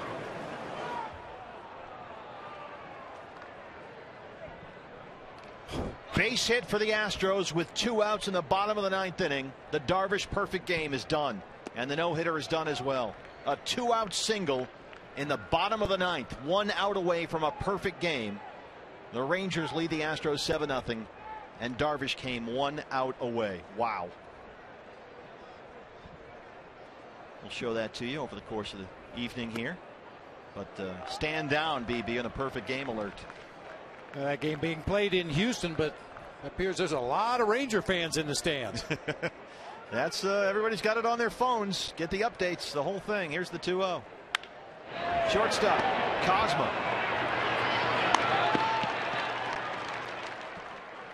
Here it is. Yu Darvish 1 out away from a perfect game.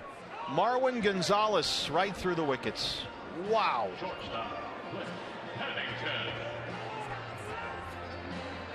What a night. So Yu Darvish's bid to throw what would have been only the second perfect game in Rangers history after Kenny Rogers falls 1 out shy. Here's Cliff Pennington. There are all the Rangers fans at Minute Maid Park in Houston, where the Astros after opening night look like they might go 162-0. Carpenter long throw pulls Craig off the bag. Pennington heads for second, and he'll get in there. Boy, that really has been, BB, the hot corner tonight. A lot of action down there at third, both in fair and foul ground. And when you have a left-handed pitcher throwing cutters into right-handed hitters, it figures that the left side of the infield is going to be busy, and Matt Carpenter's had his share of work down there tonight. Nice backhanded play, steps into foul territory, and then airmails one across the diamond. Alan Craig can't handle it. Pennington turns the corner and ends up in scoring position with 1 out.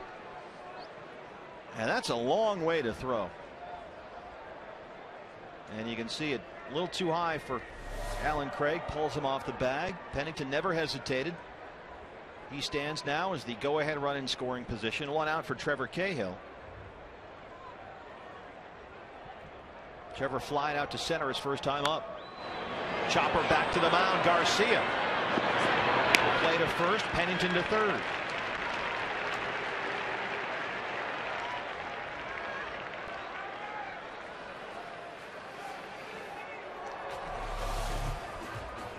Cliff Pennington, second base, got a late read. You see, he held his ground initially and then broke for third base. Garcia assumed that he was off on contact.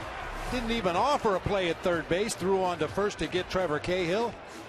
And Pennington moves over to third with 2 outs. And a chance for Gerardo Parra, the go-ahead run 90 feet away.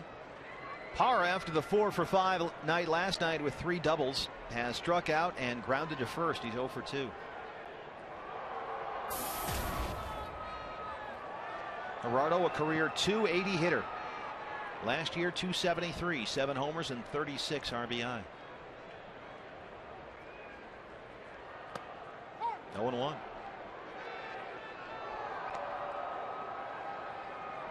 Gerardo had a great spring, 21 games, hit .293, 3 homers, 15 RBI. Got on base this spring at a .348 clip. This will be the 70th pitch of the night for Jaime Garcia.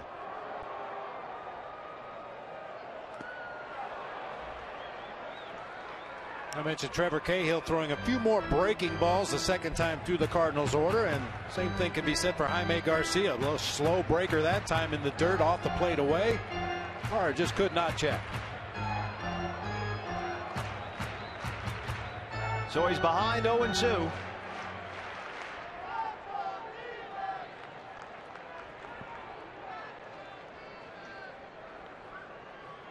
Everybody up on the top steps in both dugouts. There it is. Chopper first base side, foul.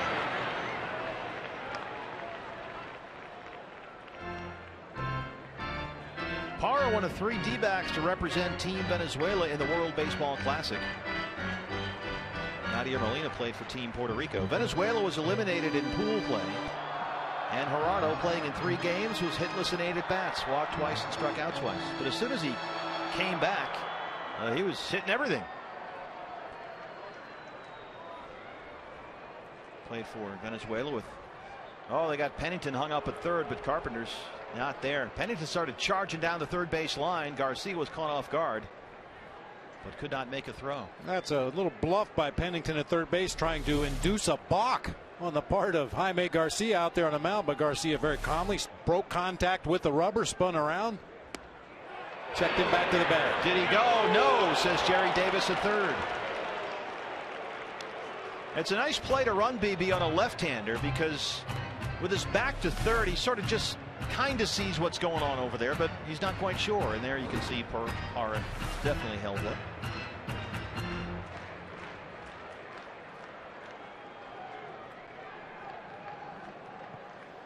Yeah, just the peripheral vision of Jaime Garcia catching Cliff Pennington sprinting down that line. A lot of pitchers will get a little jumpy out there on the mound. Second base, Descalso. That's the inning. D-backs leave one. We're through 5. Tied with the Cardinals 1-1. Out by the Ram Trucks pool.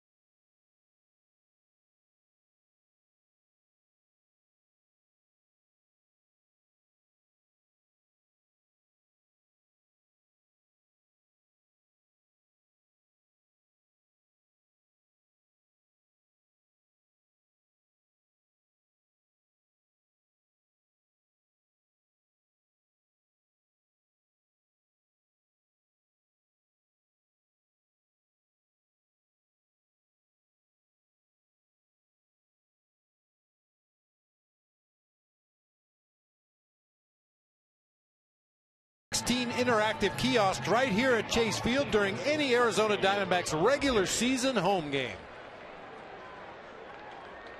You got one of those in your house, right? I should have. I might have if they're not guarding that after a ball game one night. Now we know why they don't let you park close. John Jay, Matt Carpenter, Matt Holliday, 1, 2, and 3 here in the St. Louis 6th. 1-1 against Trevor Cahill.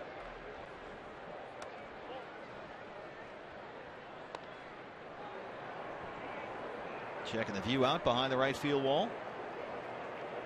Had a ball out hit out there last night that ran up the wall on Gerardo Parra. Kind of ricocheted off the wall. There's Jerry Davis at third. World Series crew chief last year. 2 of the umpires on the crew tonight worked the World Series last year. Dan Isoni, who has the plate, Jerry Davis at third. 2-0 to John Jay. 2-1. John Jay last year hit .384 at Busch Stadium. That was the highest for any player in the majors, with at least 250 appearances at home. But on the road, he had only .219, and he gets hit right there. Take your base. He had struck out twice. Third baseman Matt Carpenter.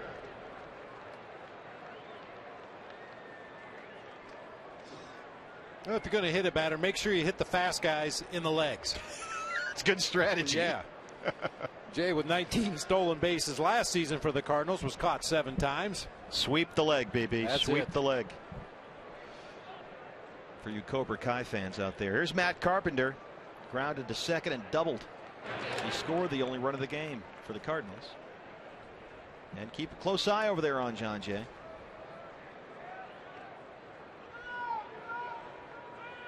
And with the leadoff man on here and no outs, good speed on the bases. We'll see what Mike Matheny chooses to do here. But he was saying earlier today that they want to be aggressive like the D-backs were last night. He was kind of funny about that. He said, you know, they beat us playing our style of baseball, which is pitch well, be aggressive, and string together base hits. And so got a good situation to put a play on here with the top of the order up and the leadoff man on with good speed. Well, one mitigating factor could be the fact that Matt Carpenter's a dead pull hitter for me, and there's a huge hole on that right side of the infield. You might want to leave the runner there and let Carpenter try to shoot that ball into right field. Of course, if John Jay's able to get a jump, put himself into scoring position, then that ground ball to the right side moves him to third base. There you see the room between Paul Goldschmidt and Aaron Hill. Goldie holding John Jay on the bag.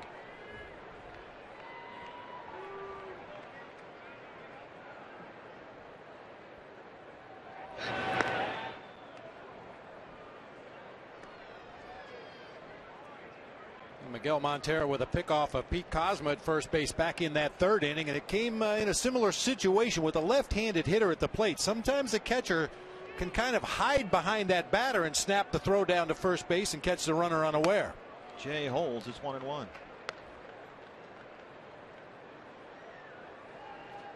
That's one thing that Miguel Montero and Yadier Molina have in common. Always looking for an edge, watching the base runner, watching the base coaches, watch the reaction of the hitter in the box to see if you can anticipate what they might be doing on a particular pitch.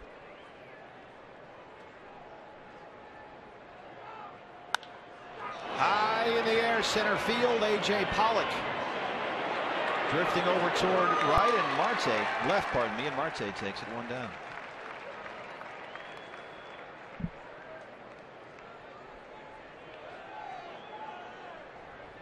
That'll bring up Matt Holliday. Holliday has flied out and grounded out. He's 0 for 2.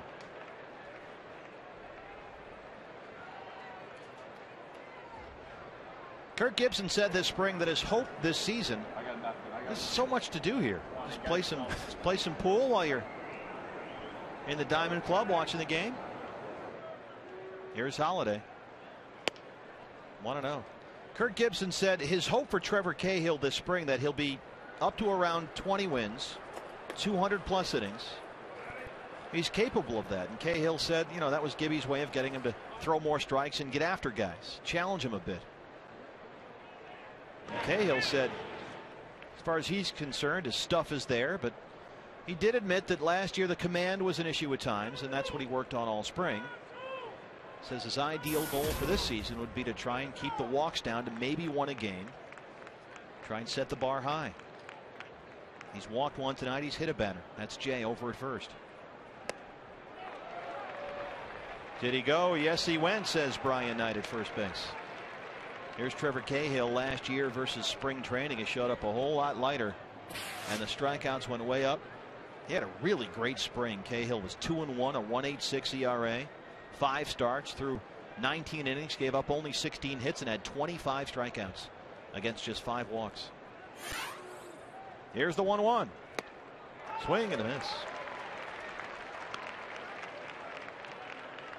Cahill's big weapon, of course, the sinking 2-seam fastball. It's so good, in fact, that he could almost get away with just the 1 pitch. It's that effective. The pitch moves so much. It's difficult to locate, though, and that's where the walks come in. Need to cut down on those.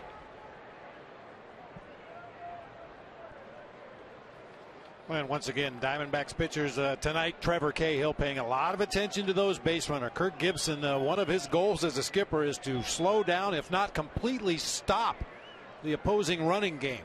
A lot of throws to first, a lot of step offs. We mentioned the rhythm out there on the mound, changing the timing of the pitcher's delivery to home plate, making it extremely tough, even for good base stealers, to get a jump over there at first.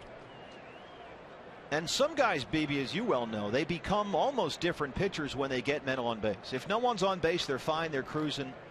But you get even one guy over there, and all of a sudden they lose focus so much, or they're not able to focus on both controlling the runner and working to the hitter, that everything falls apart. Jay holds.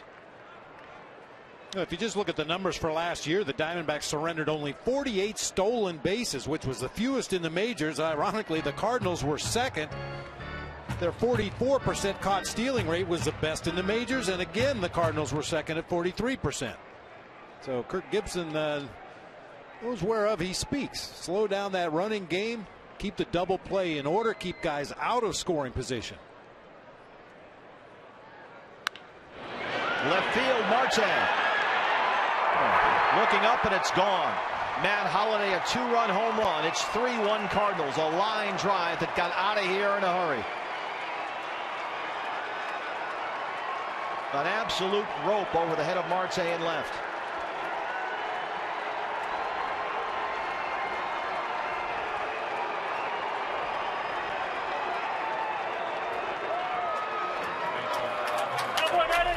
It's not your prototypical home run swing. Good sinker down below the knees.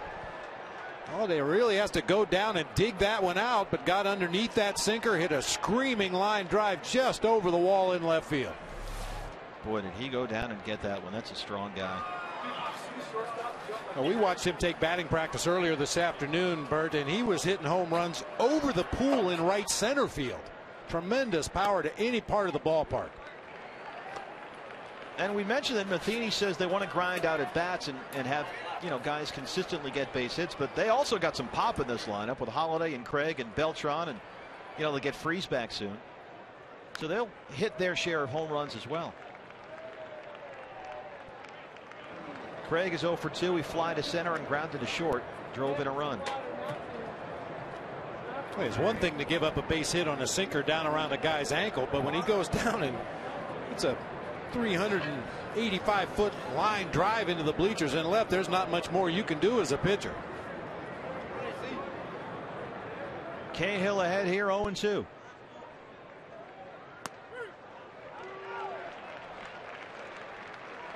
There's the strikeout, 7th of the game for Trevor. Right fielder, Carlos Beltran.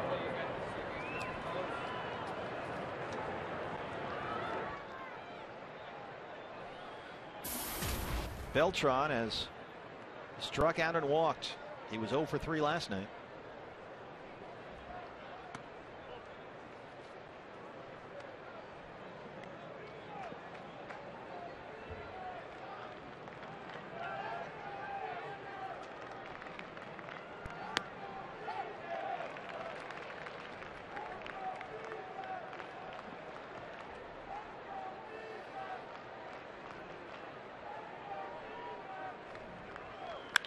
Beltran drives it to center for a base hit.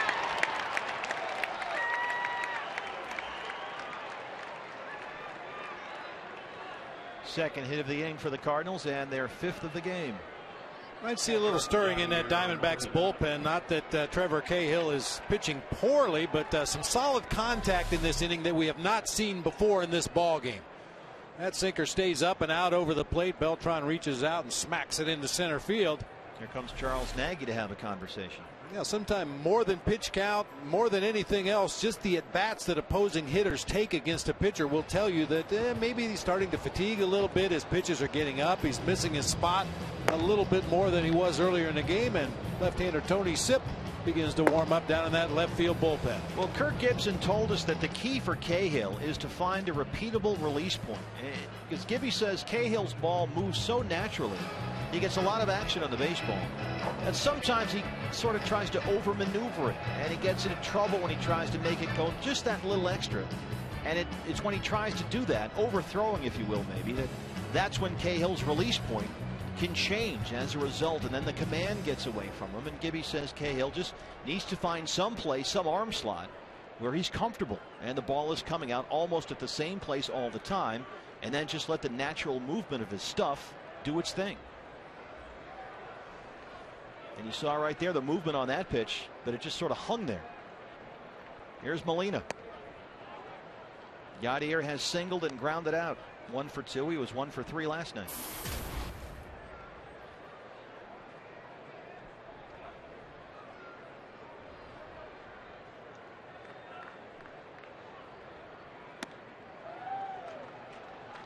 Yeah, just pulling that sinker off the outside corner a couple times. Yadier Molina, he's a guy that would be perfectly content to shoot that ball through the right side for a base hit, play a little first and third. Cahill just can't quite find that outside corner. Well, Descalso's a left-hand hitter. He's on deck, so there's a chance this is Cahill's last batter. I mean, either he gets out of the inning, or if the Cardinals extend and go to Descalso, then maybe we'll see Tony Sipp.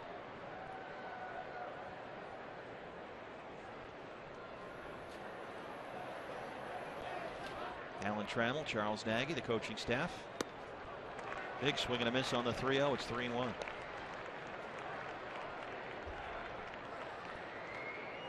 In fact, they may have told him that, BB, when they go out there, right? Oftentimes they just, okay, this is your last guy. Either you get out of the inning or we're going to have to go to the lefty here. So whatever you got left, use it up here. Here's a walk.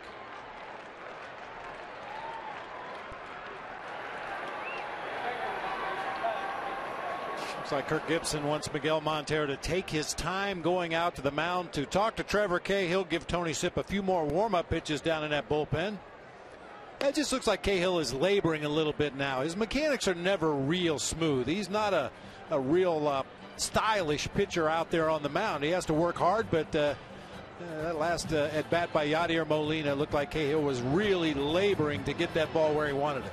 There's Tony Sipp, the lefty, the pride of Pascagoula, Mississippi. And looks like Gibby is ready to leap up that top step, waiting for the right moment. And Descalso steps in, and Kirk Gibson goes to get his right-hander. 2 on, 2 out here in the 6th. D-backs trailing 3-1, and we'll see Tony Sipp, one of the new acquisitions in Kevin Towers' bullpen. Back after this, D-backs trail the Cardinals 3-1.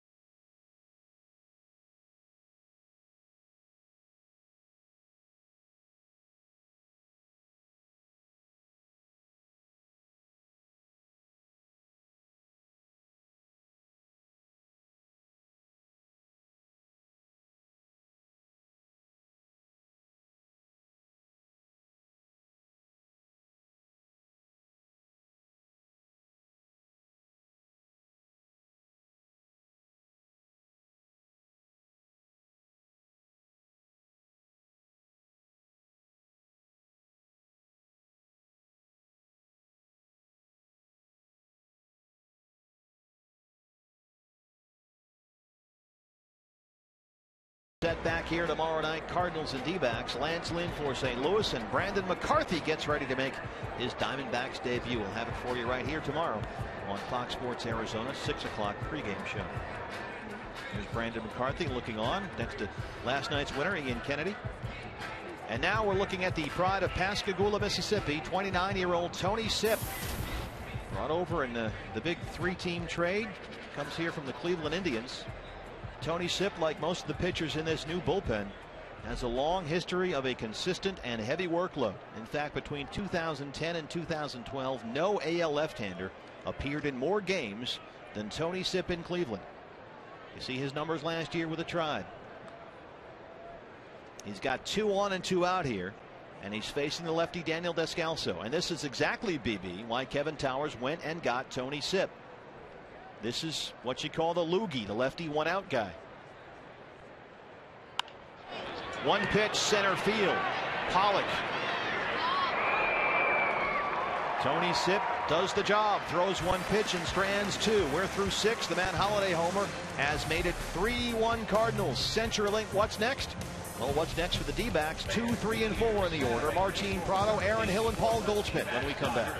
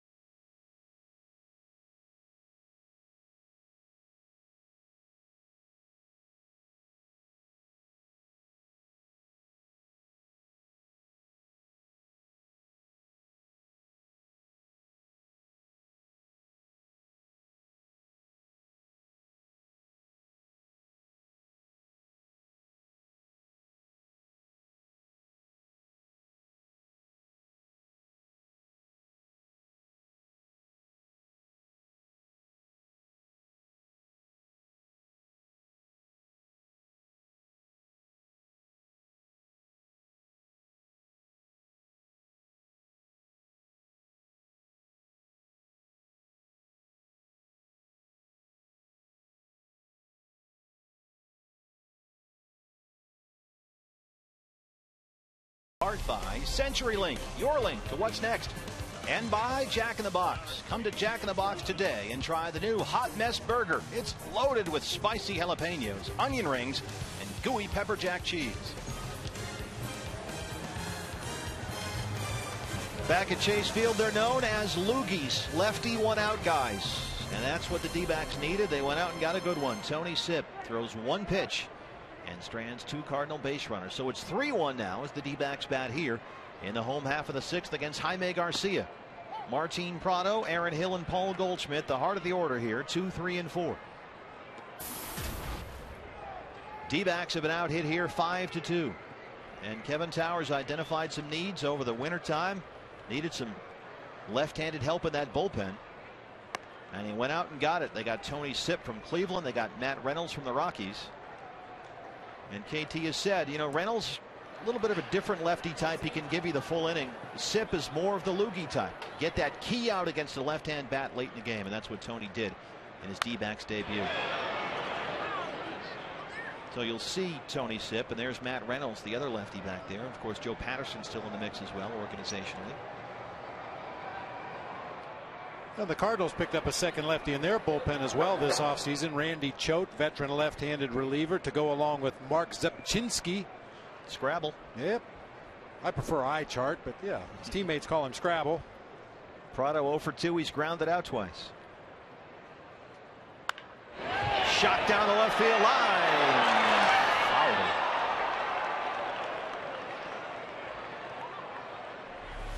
Just a little bit out in front of that breaking pitch. Oh, that was a hanging. Yeah, it really was. Got it on the barrel. Unfortunately, just a little bit too far out front. Hooked foul down that left field line.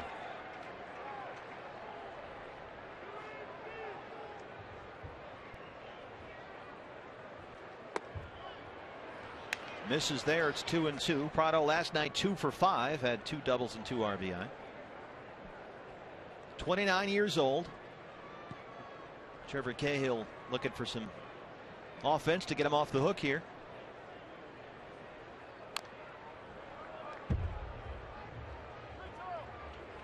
Martin Prado this spring, 20 games with the Diamondbacks, went 12 for 56, had 8 RBIs. Played very well for Team Venezuela in the World Baseball Classic, hit .455, 5 for 11. I mentioned it last night. The numbers in spring training not really indicative of the kind of spring that Martin Prado had because of some unselfish at bats where he gave himself up to move teammates into scoring position. Matt Carpenter, a busy night over there. How about Alan Craig, BB, backing up on that bag in front of Prado? Nice play on both ends. Matt Carpenter flashing some leather down there at the hot corner tonight. A dive to his left, kind of smothers that ball on a short hop. His throw is to the home plate side of the bag over there at first. And as you mentioned, Alan Craig with a nice shift into foul territory to take that throw for the out. And you know the pitcher appreciates that. And Garcia's been picked up by his defense a number of times tonight. I know Carpenter had the throwing error there, but they've made some nice plays behind him. Here's Aaron Hill. Right back at Garcia. Glove save and a nearly a glove save. Out of ability.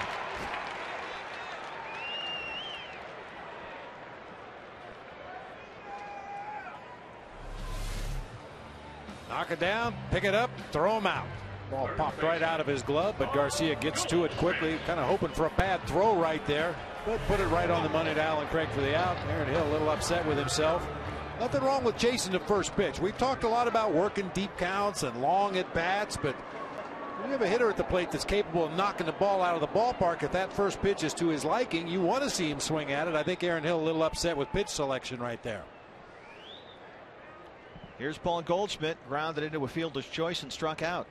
We saw that last night, BB. Adam Wainwright had the comebacker, which we thought deflected right off his glove. But Wainwright today had a deep purple bruise right on the shoulder there, the size of a baseball. It made an imprint, and he brushed it off last night, but admitted to some Cardinals beat writers today that, yeah, once that ball hit him last night, he just couldn't extend his arm. Frankly, it really did affect the way he threw the ball. We saw him hang some pitches all night because pre and post line drive comebacker, he was a different guy. Oh, and yeah. he admitted to the beat guys that You know, you've got Derek Gould over there and Bernie Miklasz that do such a great job with the St. Louis Post-Dispatch. Talking to them before the game, and they said, yeah, Wainwright kind of copped to it this morning. Yeah, that hit me, and I won't lie to you, it made me a different pitcher last night. Yeah, looking at the replay again, it clearly hit him in the shoulder and then the glove, but shows you what a tough guy Adam Wainwright is to stay in that ball game and try to gut it out for his team. Yeah, he admitted he's got a nice baseball-sized purple bruise on his shoulder. Goldie ahead here, 3-1. Here it is. Walked him. And here's the hot bat in the D-backs lineup tonight. Miguel Montero comes up with a home run and a single. Well, with the left-handed hitting, Miguel Montero making his way to the plate. Looked like Jaime Garcia didn't want anything to do with Paul Goldschmidt in that particular at bat. We saw Goldie get walked intentionally last night. Gets the unintentional pass there. So he's on base. 2 outs for Miguel Montero. Miggy 2 for 2 tonight. And that's how they'll defend Miguel Montero. Nice shot.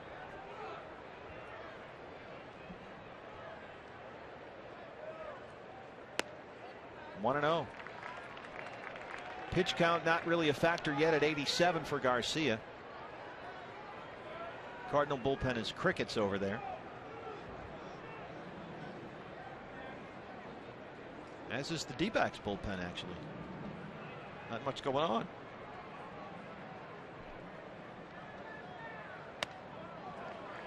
Montero ahead now, 2-0. Alfredo Marte is on deck. I wouldn't mind BB seeing Marte get a shot here against the lefty with 2 on. If Miggy can somehow extend the inning. Burgers on the grill.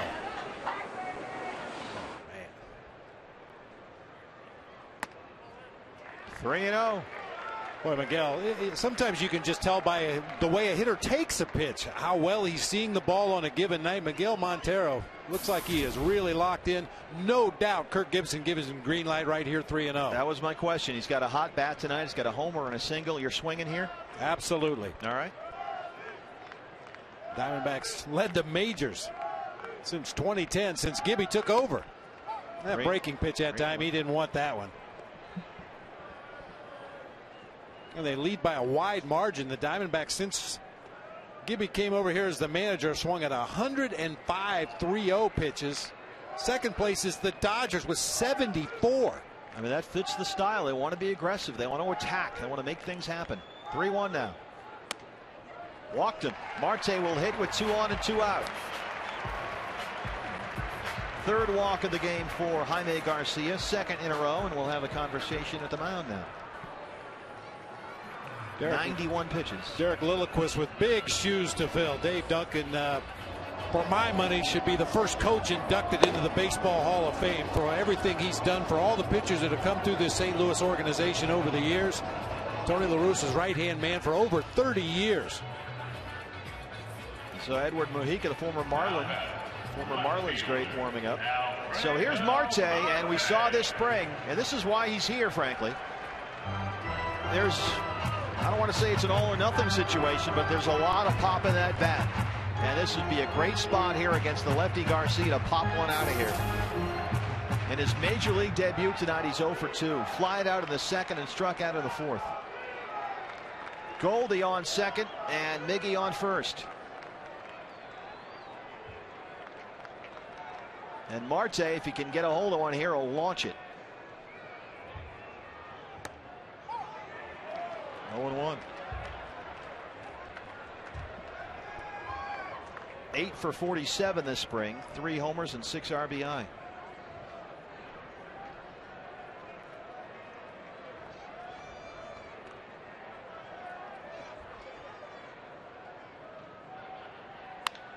Shot foul down the left field line. So Garcia quickly ahead now, 0-2.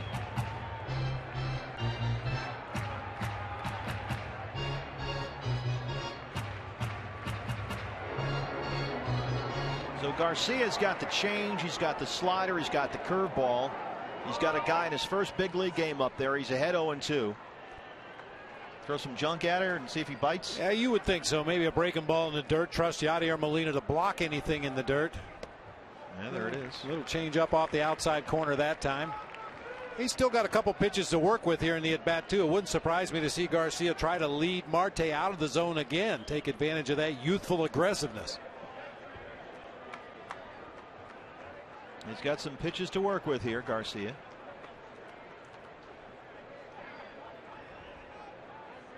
Here's the 1-2. You could see Yadier Molina before Garcia delivered that pitch, banging his catcher's mitt in the dirt, indicating that he wanted that pitch down. Didn't want Jaime Garcia to throw a strike. He wanted him to bounce that breaking ball in the dirt. You see he's got his mitt down there and then smothers that ball in the dirt to make sure it doesn't get through. But you like to see Marte with some discipline up there, not going to chase. He knows this is a big spot. First big league game.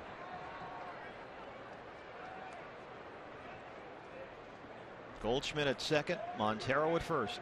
3-1 here in the 6th.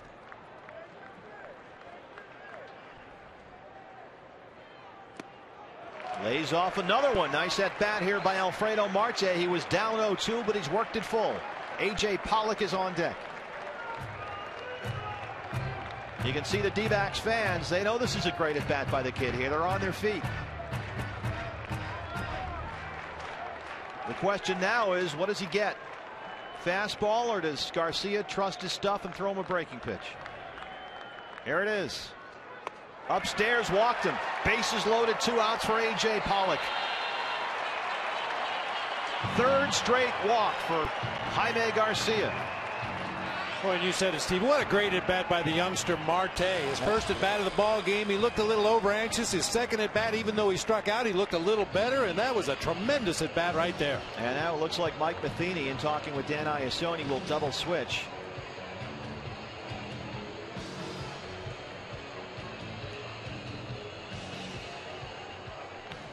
Here comes Edward Mujica.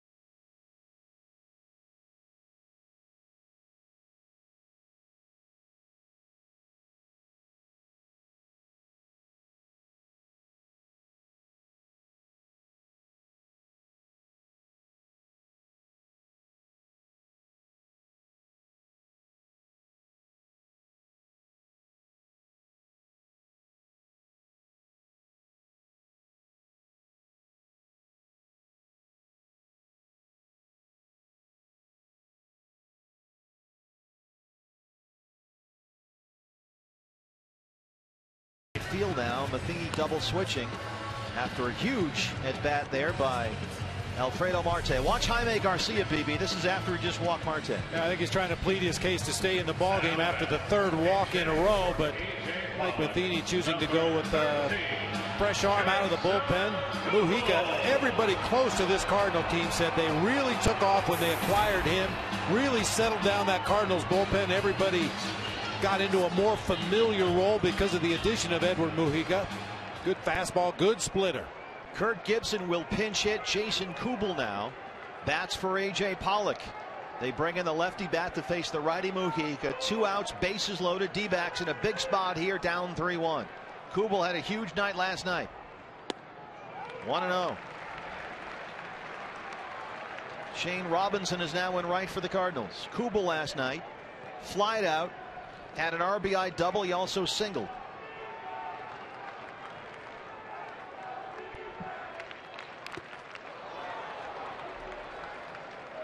Normally on a double switch, Bert, you know this, you take out the guy who made the last out in the previous inning, but that would be Daniel Descalso.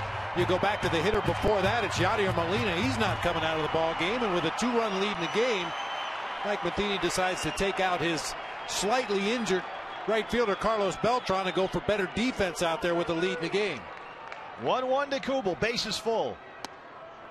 2-1. Now we'll see if he can get one to launch right here. Good hitters count for Jason Kubel.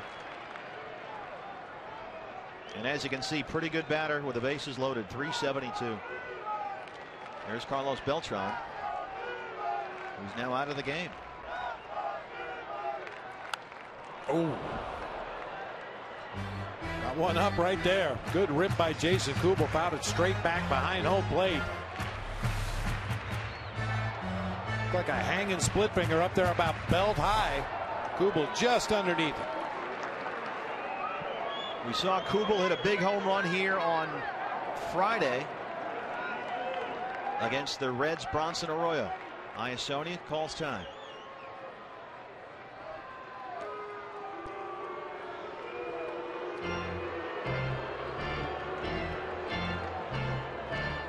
Yeah, when you see a hitter take that kind of a rip at a split-fingered fastball, I mean, Kubel wasn't fooled whatsoever, even though it was a bad pitch and it was up in the zone. Normally you would expect a pinch hitter coming off the bench to be very aggressive, maybe be out in front of that pitch a little bit, but Kubel was right on it. That may change the thinking of Yadier Molina behind the plate on this next pitch he calls. 3-2. Comes back with a good fastball that time. Bases loaded, 2 outs, 3-2. They're on their feet here at Chase. D-backs down 3-1. Goldie on third, Miggy on second, Alfredo Marte on first. Here's the 3-2 to Jason Kubel. Foul back. We'll do it again. Good fastball hitter, good fastball pitcher, 94 right down the gut. Kubel with another real good swing, fouls it straight back again. D-backs fans making some noise.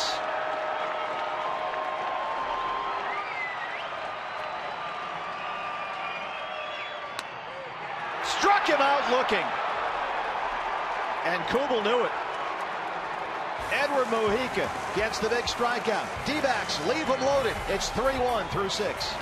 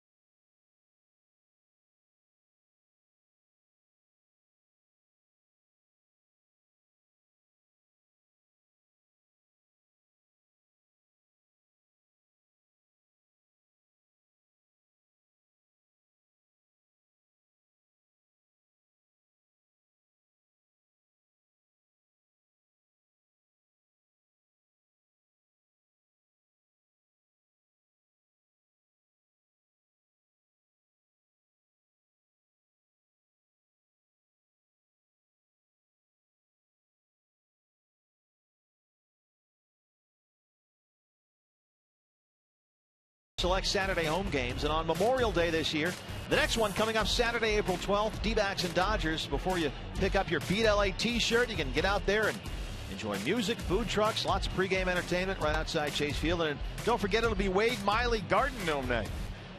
And the Gnome is up here in the booth with us. In the 7th inning, the Heath Bell Experience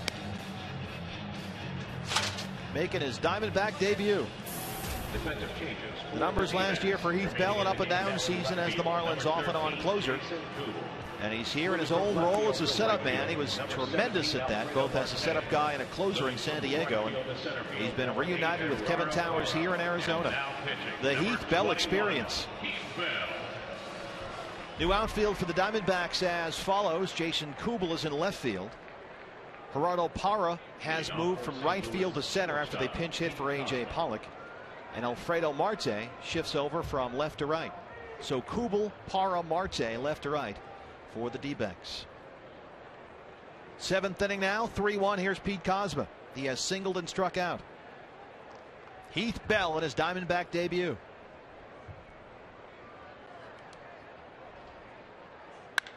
Kozma, first pitch swinging. Parra, center field. Pete Kozma, the solo shot. 4-1. First pitch by Heath Bell in a D-back uniform.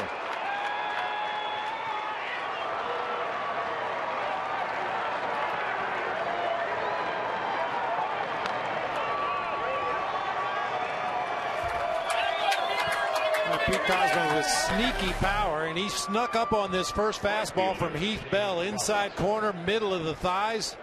Gets every bit of it. Parra barely moved out there in center field. 4-1 Cardinals. Here's Shane Robinson, who got double switched into right field, batting in the pitcher's spot. A little cross up on that pitch from Heath Bell. Looked like Miguel Montero was anticipating a fastball. Started to come up out of his crouch, reaching up above his head to catch what he thought was a heater. That was a curveball, and Montero indicated that it was his fault. You don't expect balls to come right at you when you're sitting out there. I mean, that was hard hit. That's a long way.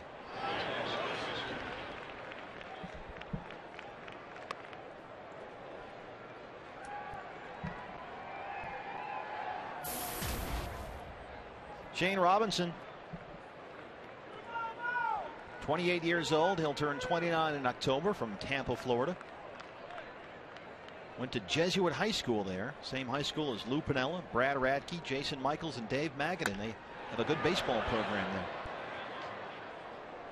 In fact, Robinson was a good athlete, had football offers from Duke and Stanford, but chose Florida State to go play baseball. He's a Seminole.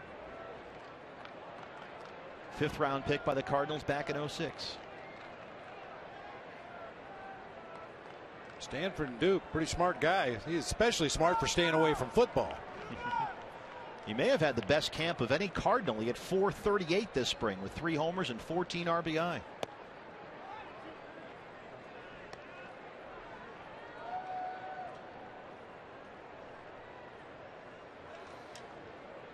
And he comes in here to replace Beltran in right, but they like him on the bench because he can play center field. So when they need a new center fielder, he's the go-to guy. But in there tonight at a corner spot, it's 2-2 now.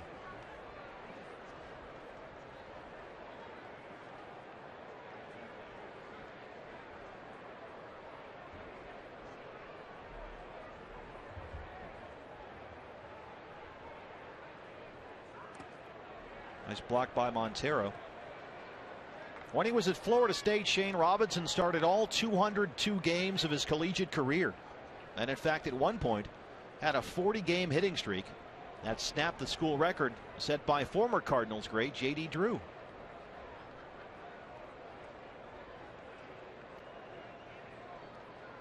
So Heath Bell has given up a home run, and he's gone 3-2 here to Robinson.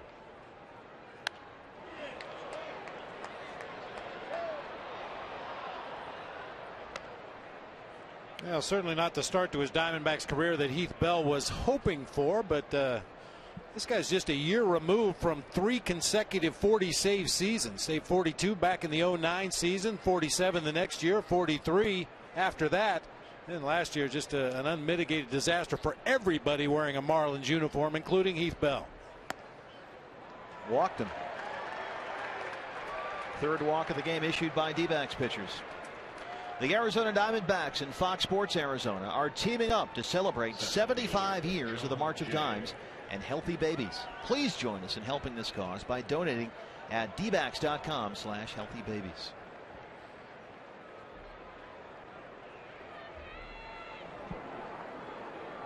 Nice view from high above here, Chase Field. Top of the order up now, it's John Jay. Steps off. You mentioned the saves, BB. In fact, since 2009, no pitcher in Major League Baseball has more saves than Heath Bell. 151. He's got more than Papelbon, Valverde, more than Mariano Rivera.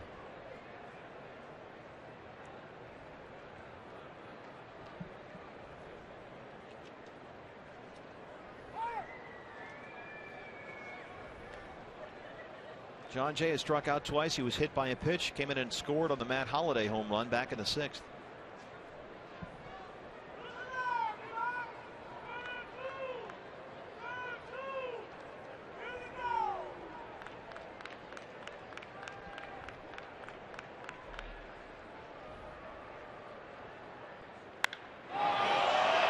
That's way out of here. High off the foul pole, a 2-run shot by John Jay. And it's given the Cardinals a 6-1 lead.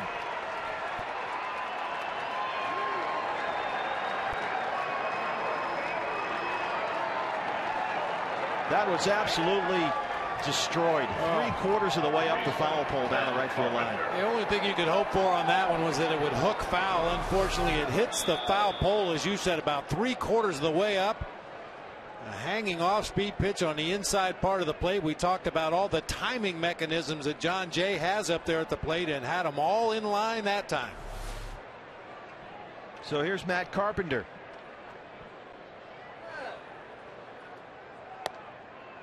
And BB, part of the thing with Heath Bell and all he went through last year in Miami, and this could be just a carryover effect, is to, when you're in this situation, work through it. And, you know, sort of find your center again, get through it, and start over. So it's an opportunity here, and clearly this hasn't gone as he'd hoped. But shake it off and get a fresh start. And put 2012 behind you.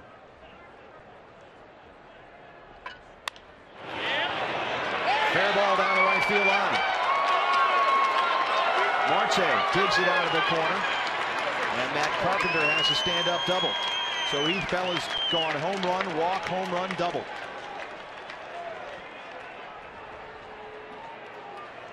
Well, I'm a paranoid guy by nature, but when I see a team take the kind of swings the Cardinals have taken against Heath Bell in this inning, I start to think that maybe he's tipping his pitches. Maybe they've discerned something from his delivery to let them know what pitch is coming, because we saw a real aggressive swing by Pete Kozma to start this inning, and John Jay absolutely leaned on his fastball, or rather his off-speed pitch. Josh Colemanter and his beard are warming up in the bullpen. Dan Iassoni going to go out to the mound and break this up now, as Charles Nagy. Well, we were talking last night about whether the ball carries better with the roof open or closed. And the finger on the button, BB. Nagy. All right. Well, I'm sure both pitching staffs would like to see the roof closed, but the fans in the ballpark tonight, certainly us up here in the press box, we like it open. Oh, it's gorgeous when it's open. It's really a nice ballpark. Roof is open, beautiful night like this. Great weather, nice and cool, very comfortable here. Here's Matt Holliday. He's flat out, grounded out, and homered. Holliday hit an absolute missile out of here over the, just barely over the left field fence, a line drive. And that's a very good sign for the Cardinals, certainly Matt Holliday, because he really struggled toward the end of last year. Did not have a great postseason. Hit 190 in 5 division series games against the Nationals. Hit 200 in the NLCS.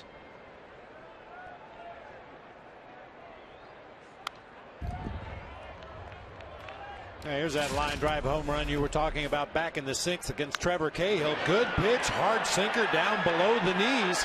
Just a better piece of hitting by Matt Holliday to get underneath it and drive it out of here to left field. Holliday spent much of the winter in Stillwater, Oklahoma. His brother Josh is the head baseball coach at Oklahoma State. And they worked on that swing all winter long. It kind of fell apart last year. He tends to lift that front leg higher than normal when he gets out of whack. You see that big leg lift he's got there. And then when he does that, his hands come up too high and he can't get to the baseball quickly enough. So the balls that he would normally hit, say 469 feet like he did last year on July 20th at New Bush, instead of whacking it, he just sort of fouls it off. But that leg kick is a big key for him. It's interesting how the leg kick is tied to the hands in the swing. Here's the 1-2. Struck him out looking. First out of the inning for Heath Bell.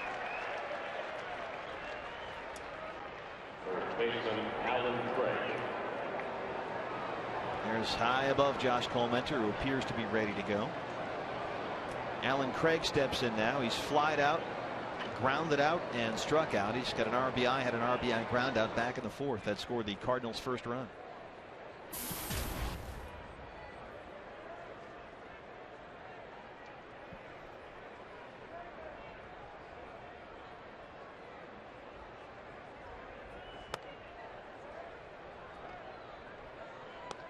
Alan Craig signed through at least 2017. He's locked in as the man who will follow both Albert Pujols and Lance Berkman at first base in St. Louis. And he may still, as you mentioned, Bob, see some time in the outfield. Started 26 games last year, 37 games in the outfield 2 years ago. He's got some flexibility. So when they want Matt Adams, one of their top hitting prospects, to find an at bat, they may move Craig to an outfield spot. They got some young guys they just really have to work in here, keep them fresh. In fact, Adams is out on deck now, I think. Craig's arm probably just a little bit short to play outfield on a full-time basis, but when you consider that bat in the middle of this Cardinals lineup, I think they would be willing to make that trade-off if necessary. Pitcher spot is up next, so Adams is going to get a chance. Craig laces it into left. Oquendo stops Carpenter at third.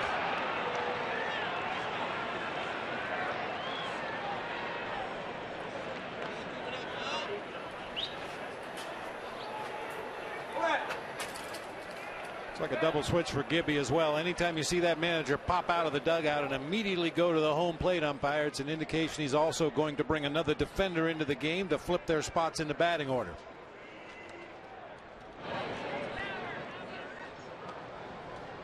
Josh Colmenter has been warming for a while. We'll see Martin Prado come out. There's Eric Chavez making his Diamondbacks debut here in the seventh. 6-1 Cardinals.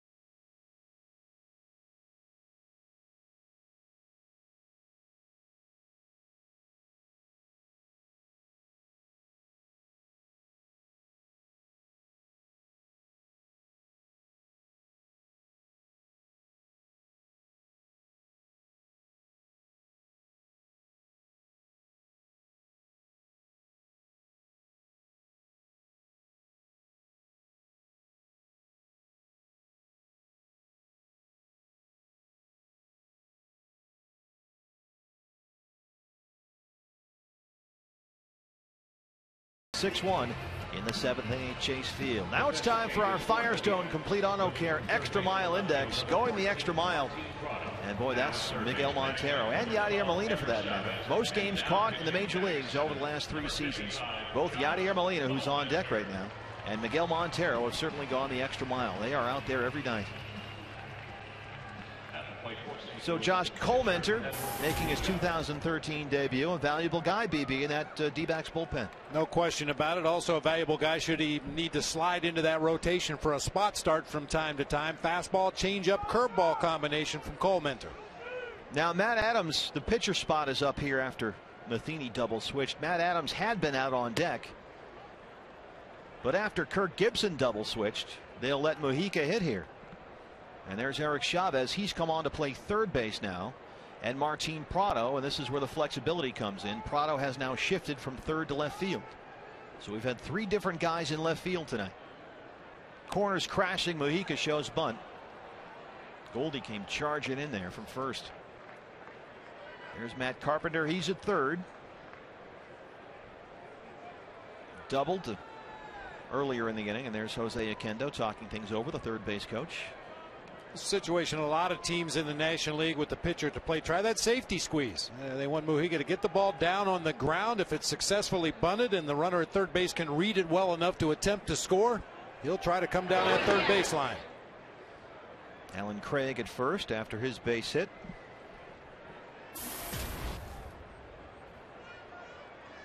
I guess you can say he's showing bunt. Well, he'll probably pull it back and then go into a bunting position again. Maybe not. Looks like he's going to hold that position. Nope. You called it. The Cardinals for years have done that. They show bunt early, then they have the pitcher take the bat back into a hitting position. Sometimes they swing, sometimes they square around and bunt. But just to plant a seed of doubt in the defense's mind whether they should charge or not, this is just the old butcher boy. Show bunt, pull the bat back, and try to slap it into play somewhere. Still showing bunt now with 2 strikes. Foul ball. He strikes out. 9th strikeout of the game for Diamondbacks pitchers. First for Josh Colmenter. And here's Yadier Molina. 2 outs now, 2 on.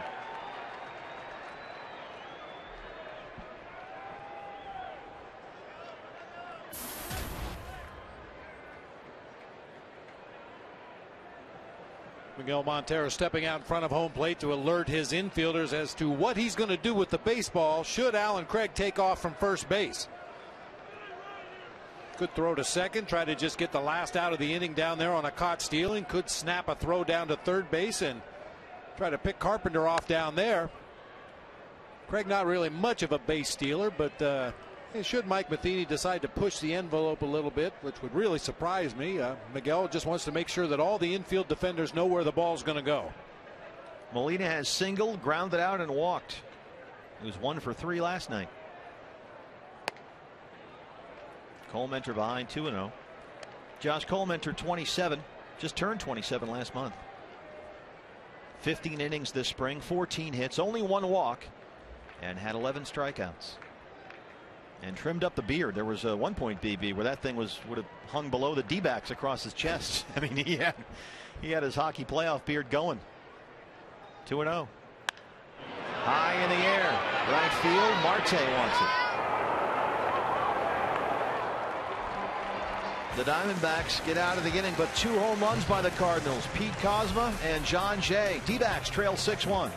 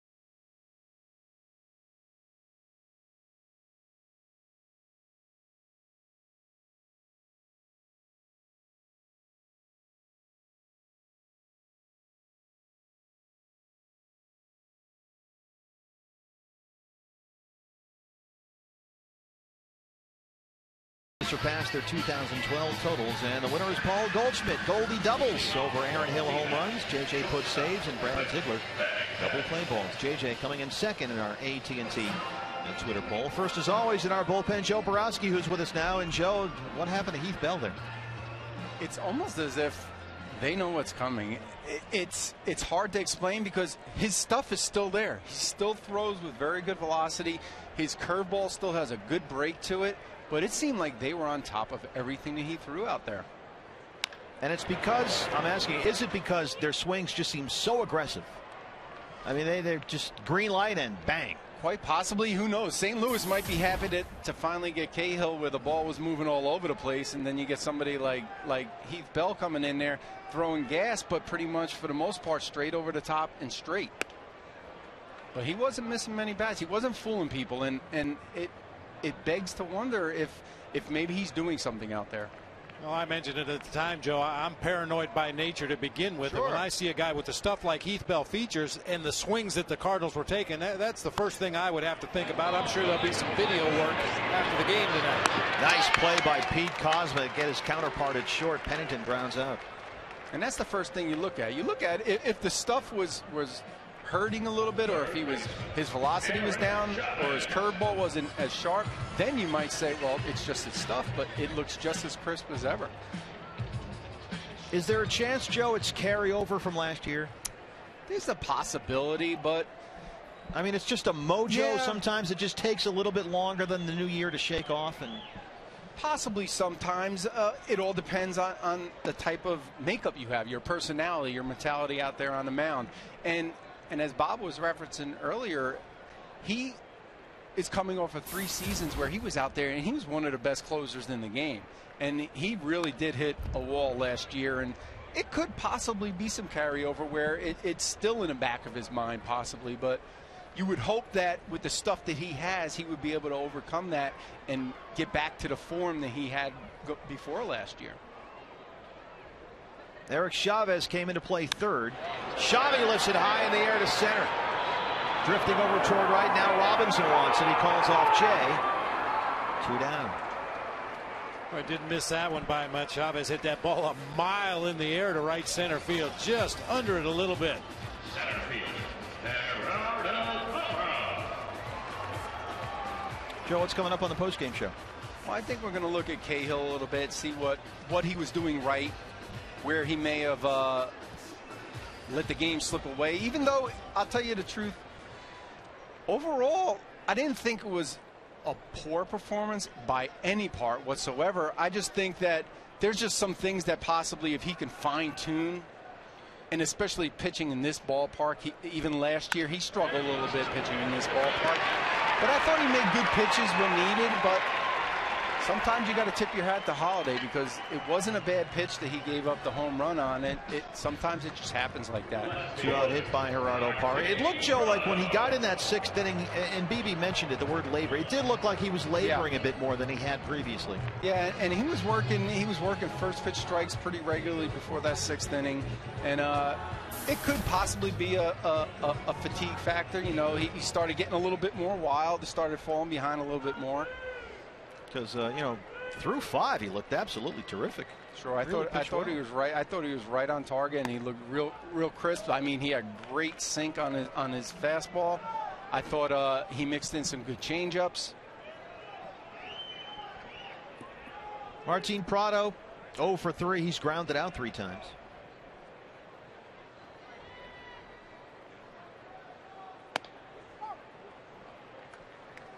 Now, sometimes a lot of adrenaline. First start of the year for Trevor Cahill. You know, a lot of adrenaline early in the ball game. You feel a lot of energy. Maybe you're working a little harder than you realize, and that fatigue sets in maybe a little quicker that first game of the season because of that adrenaline early in the game.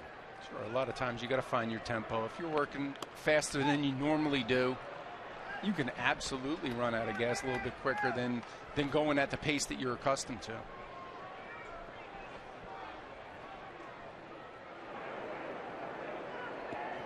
Good crowd here tonight, more than 28,000 at Chase Field. Great night to be out at the ballpark, just gorgeous. Chopper to short, Kozma.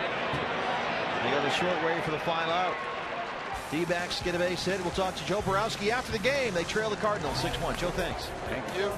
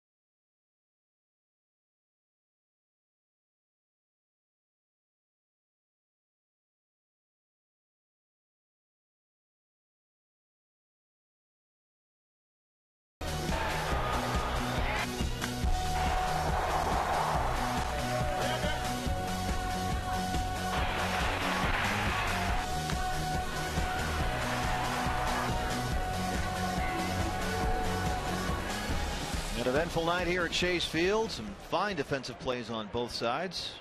Some home runs on both sides, but all the scoring really on the Cardinal side. Diamondbacks trailing 6-1 here in the 8th. Josh Colemanter back out there. Daniel Descalso stepping in for the Cardinals. He's 0 for 3. He's grounded out, struck out, and flied out.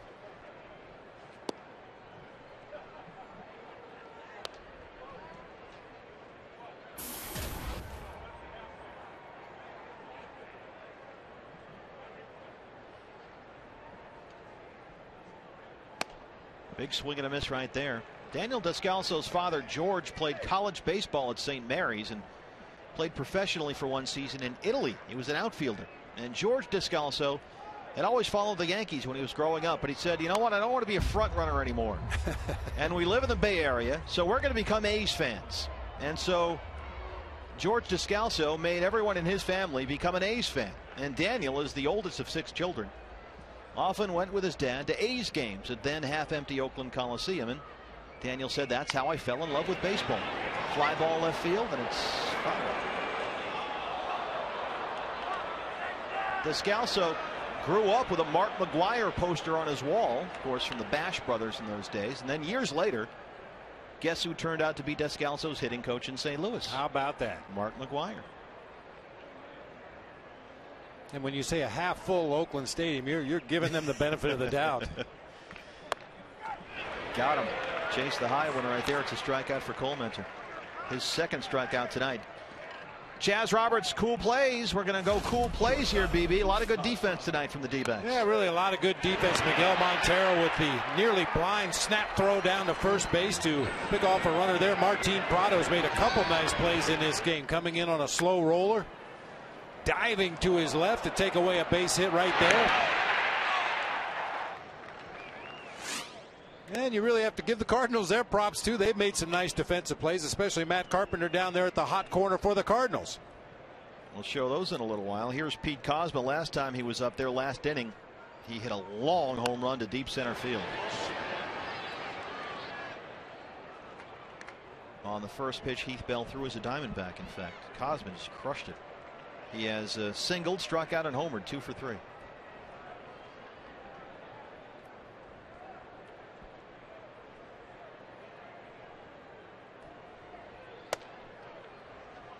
BB, another great manager in the house tonight. What kind of ring is that, I wonder? Huh. It's a big one. One of his many World Series rings. Yeah, I mentioned earlier Derek Lilliquist, as that ball's grounded to short, should be no problem for Pennington. Derek Lilliquist with big shoes to fill of Dave Duncan, the longtime pitching coach under Tony La Russa. I'm sure Mike Matheny felt a little pressure too, succeeding a guy like Tony La Russa. Right fielder Shane Robinson. Tony's turned author now. He's very involved, of course, with his pet projects out there, and I mean that literally in Oakland, finding homes for pets. And it's a foundation he calls ARF, and he's an author. He's written a couple of books now, and keeping busy, involved with the commissioner's office, doing lots of things here. Shane Robinson takes his stride. I'll tell you a real quick story. Working the postseason last year and going into Tony La Russa's office before a ball game, which I have done many, many times before as a broadcaster. Walked into his office and he, on his computer, had a Yes, the band Yes, had a Yes video playing, a concert. And I was taken aback. I about passed out. You know, Tony, one of the most serious baseball guys. I mean, the minutia of the game is where he lives. And there he was watching a Yes concert on his computer before the ball game. And I told some people about it, and they all agreed that's way out of character for Tony. And, of course, he knew at that point he was going to retire at the end of the season. But it's actually 2 years ago, I'm sorry. But it was just so odd, you know, just something you would never expect to see from Tony. It's not like he's on the YouTube looking for cat videos. I mean, he could just have the Yes thing in the background while he's preparing other notes. No, I asked him about it. He said it's one of my favorite bands. I love this concert. I watch it all the time. Robinson shoots one in the right. I said, who are you and what'd you do with Tony La Russa? First hit given up by Josh Colmenter. Here's John Jay, top of the order. And John Jay, last time up, hit one 3/4 of the way up the foul pole in right field. Just hammered it. He has struck out twice, was hit by a pitch, and homered. 2-run shot in the last inning. 1-0.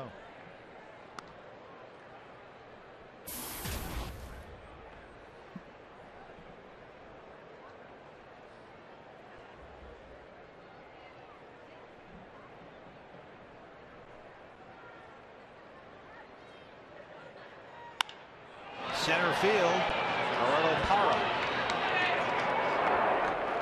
That's the inning. The Cardinals get a hit, they leave one. Tony La Russa, watching his former team lead the D-backs 6-1. We're going bottom 8 here at Chase Field.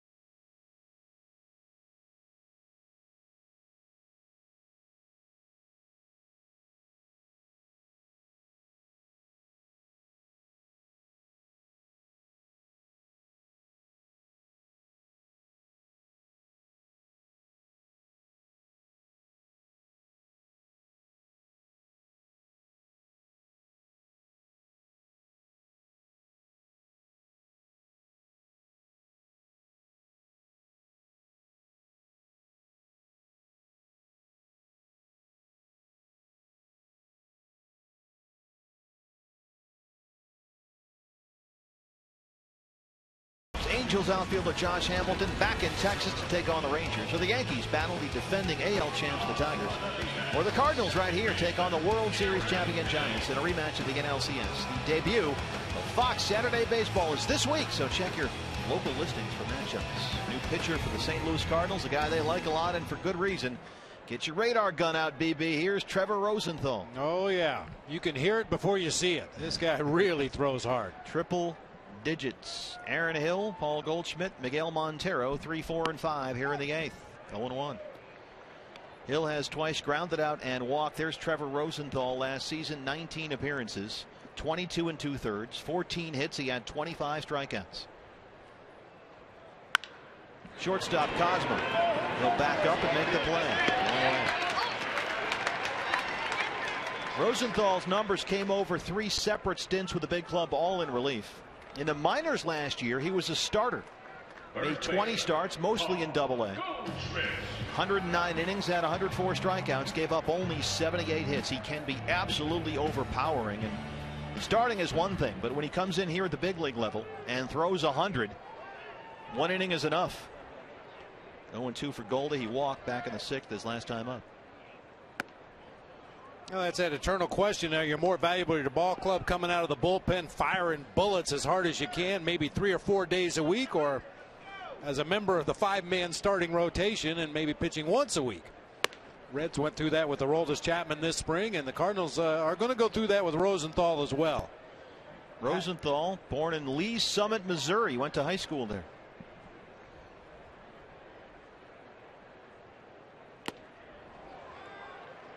He pitched at a community college in Arkansas City, Kansas, and was a 21st round pick by the Cardinals in the 09 draft. Now you're saying, hold on here, if this guy throws so hard and he's so good, why is he a 21st round draft pick? Well, Rosenthal went to community college intending to play shortstop or third base. In fact, Division I programs like Oklahoma State, New Mexico State had some interest. He only really pitched once in a while.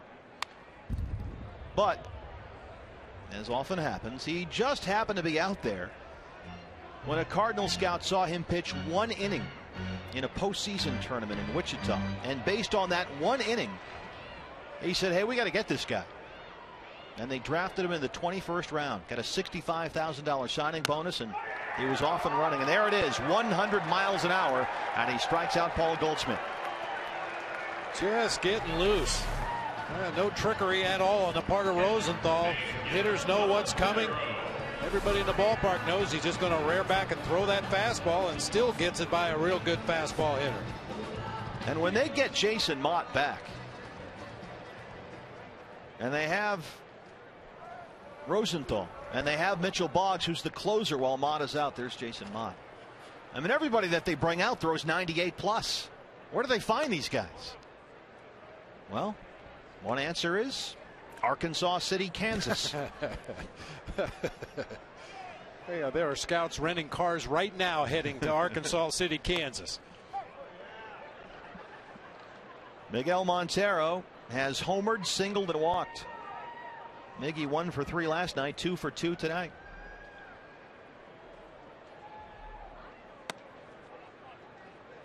And as a hitter, when you're facing a guy that throws triple digits, you really have to fight the instinct to swing as hard as he's throwing. The idea is just get the bat quickly into the hitting zone and let Rosenthal supply the power. Just get the barrel on it. A lot easier said than done. Rosenthal last year threw the 4-seam fastball. You know what it's going to say, 100. Don't turn it on. Rosenthal threw the 4-seam fastball 80% of the time last year at the big league level. Average velocity, average 98.5. Blowing guys away with 100-mile-an-hour fastballs. That's the Trevor Rosenthal Show. We've seen enough. We're through 8, 6-1.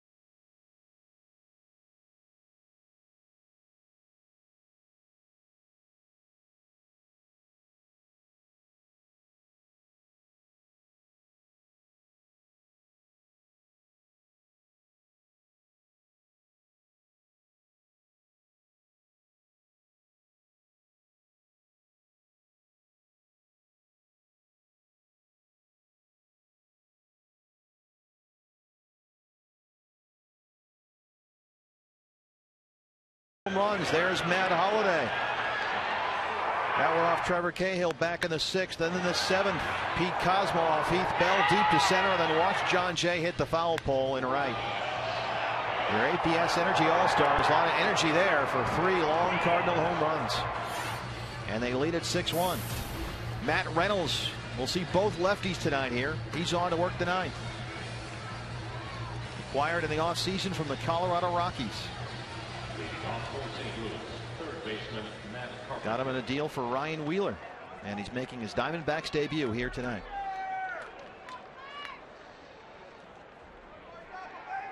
We've seen Sip, Bell, Colementor, and now Matt Reynolds. Here's Matt Carpenter, 2 for 4, couple of doubles. 0-1.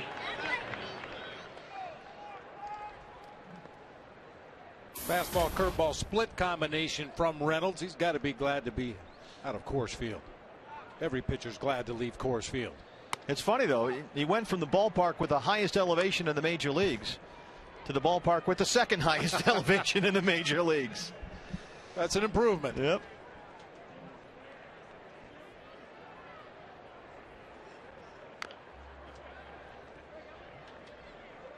This spring, Matt Reynolds, 11 earned runs, 19 hits, and 11 1/3. 5 walks and 12 strikeouts. 28 years old. Last season, 71 appearances, 44 of those appearances coming on no rest. High in the air. Parr wants it in center, drifting over toward left, makes the catch. Hey, MLB.com at bat is the #1 source for live baseball everywhere you go. Available for iPhone, iPad, Android, BlackBerry 10. At bat delivers D-backs baseball, live audio, pitch tracking, stats, news, highlights, the whole thing. Text at bat to 31826 or visit dbacks.com for details. So Carpenter flies out to center to lead off the 9th here. Here's Holliday homered back in the 6th.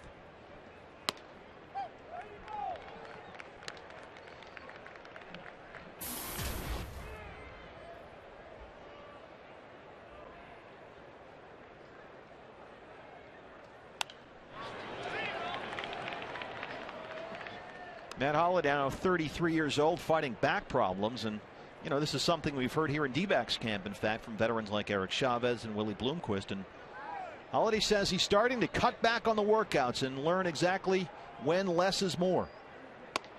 And some of these guys are hard workers, and you have to pull back a bit. And Holliday said he's having really to understand that it's possible to get a good feel for your swing mechanics, and you can do that in, say, 8 to 15 swings and not 20 or 50.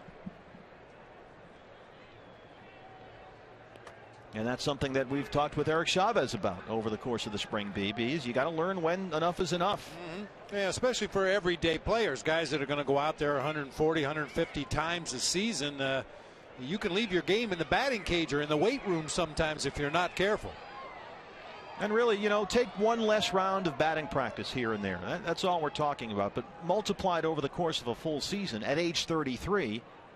You can save some wear and tear. Right to Chavez at third. That worked out nicely.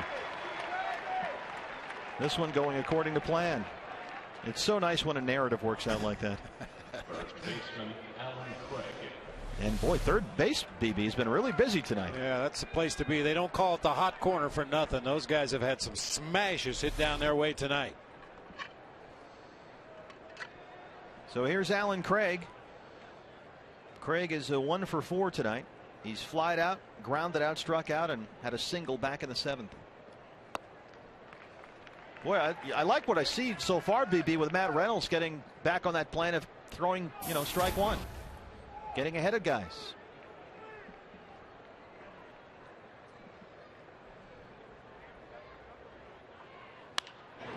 Center field, Parra.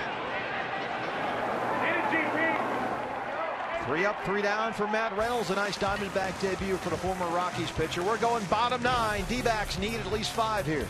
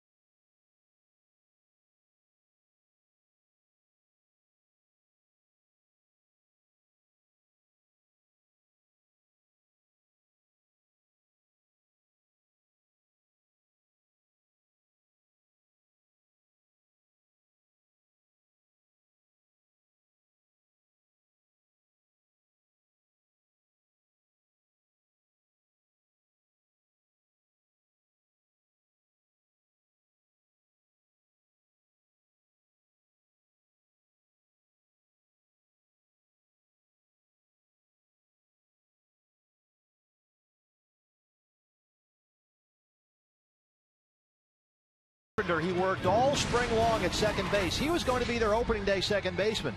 But then late in camp, David Freese got hurt. So Carpenter had to move back over to third. And he's played very well there all night long. He's got great reactions. He's a very physical player, which suits that position very well. He's made some great plays in the ball game tonight. Those are our Ram Trucks tools of the trade. Carpenter having a nice night at third. New pitcher for the Cardinals, speaking of guys filling in for injuries, is Mitchell Boggs, and with Jason Mott on the shelf, this is the closer for the time being. It would seem they have some interchangeable parts down there, but Mitchell Boggs certainly has a lot more experience than any of the other young flamethrowers down in that Cardinals bullpen. Fastball, slider, an occasional changeup.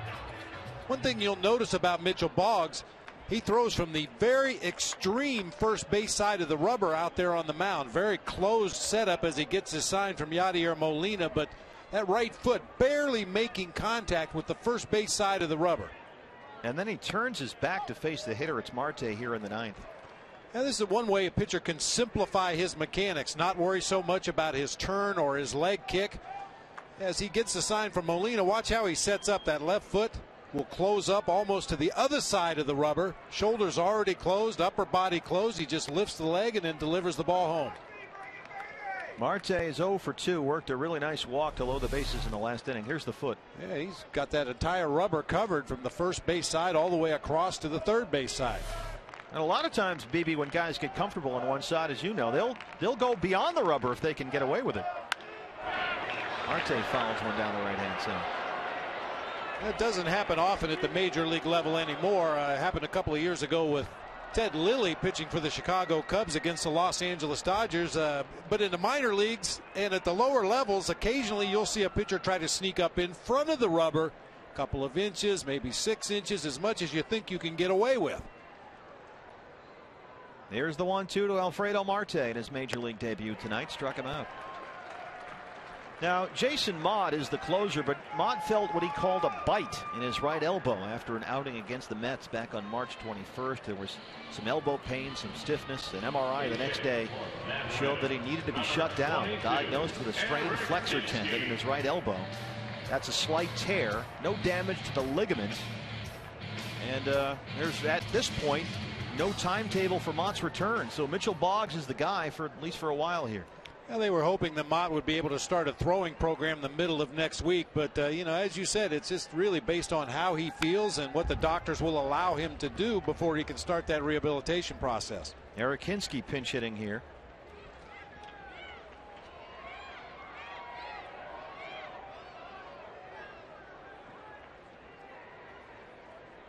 So with Mott on the shelf, it's Mitchell Boggs who will close. Timetable TBA. Boggs, 29 years old, born in Dalton, Georgia, went to high school there, briefly attended Tennessee Chattanooga, where he went to play quarterback, and then switched over to the University of Georgia in Athens, where he was a relief pitcher and a 5th-round pick by the Cardinals back in 2005. 1-2 now to Eric Hinsky. Eric didn't like it from Dan Iasonia.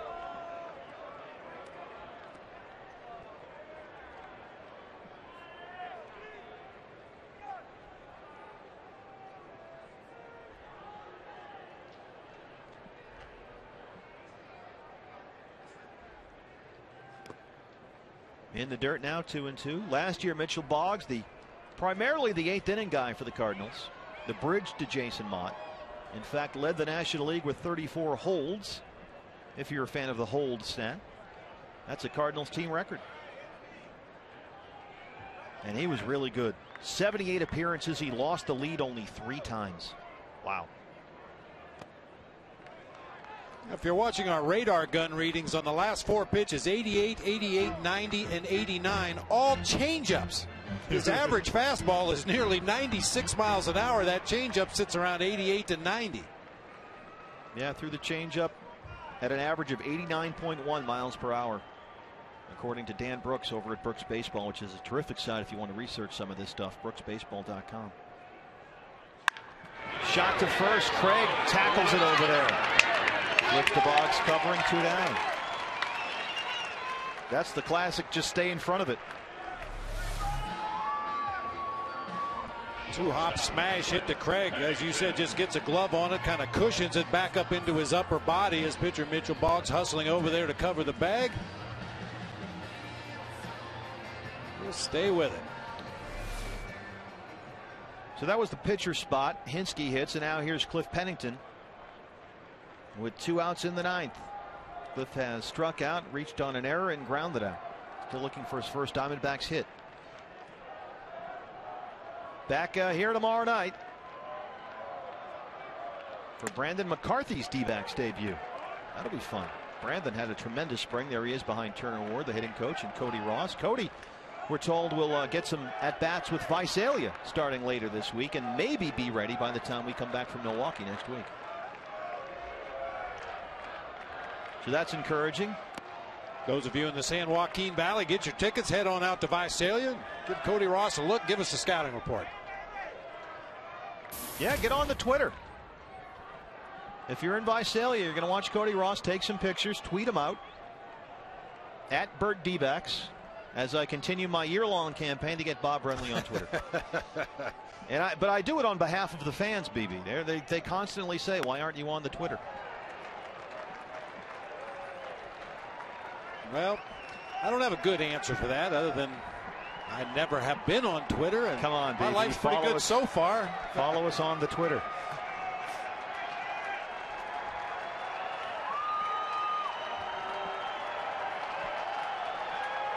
Here's the 1-2.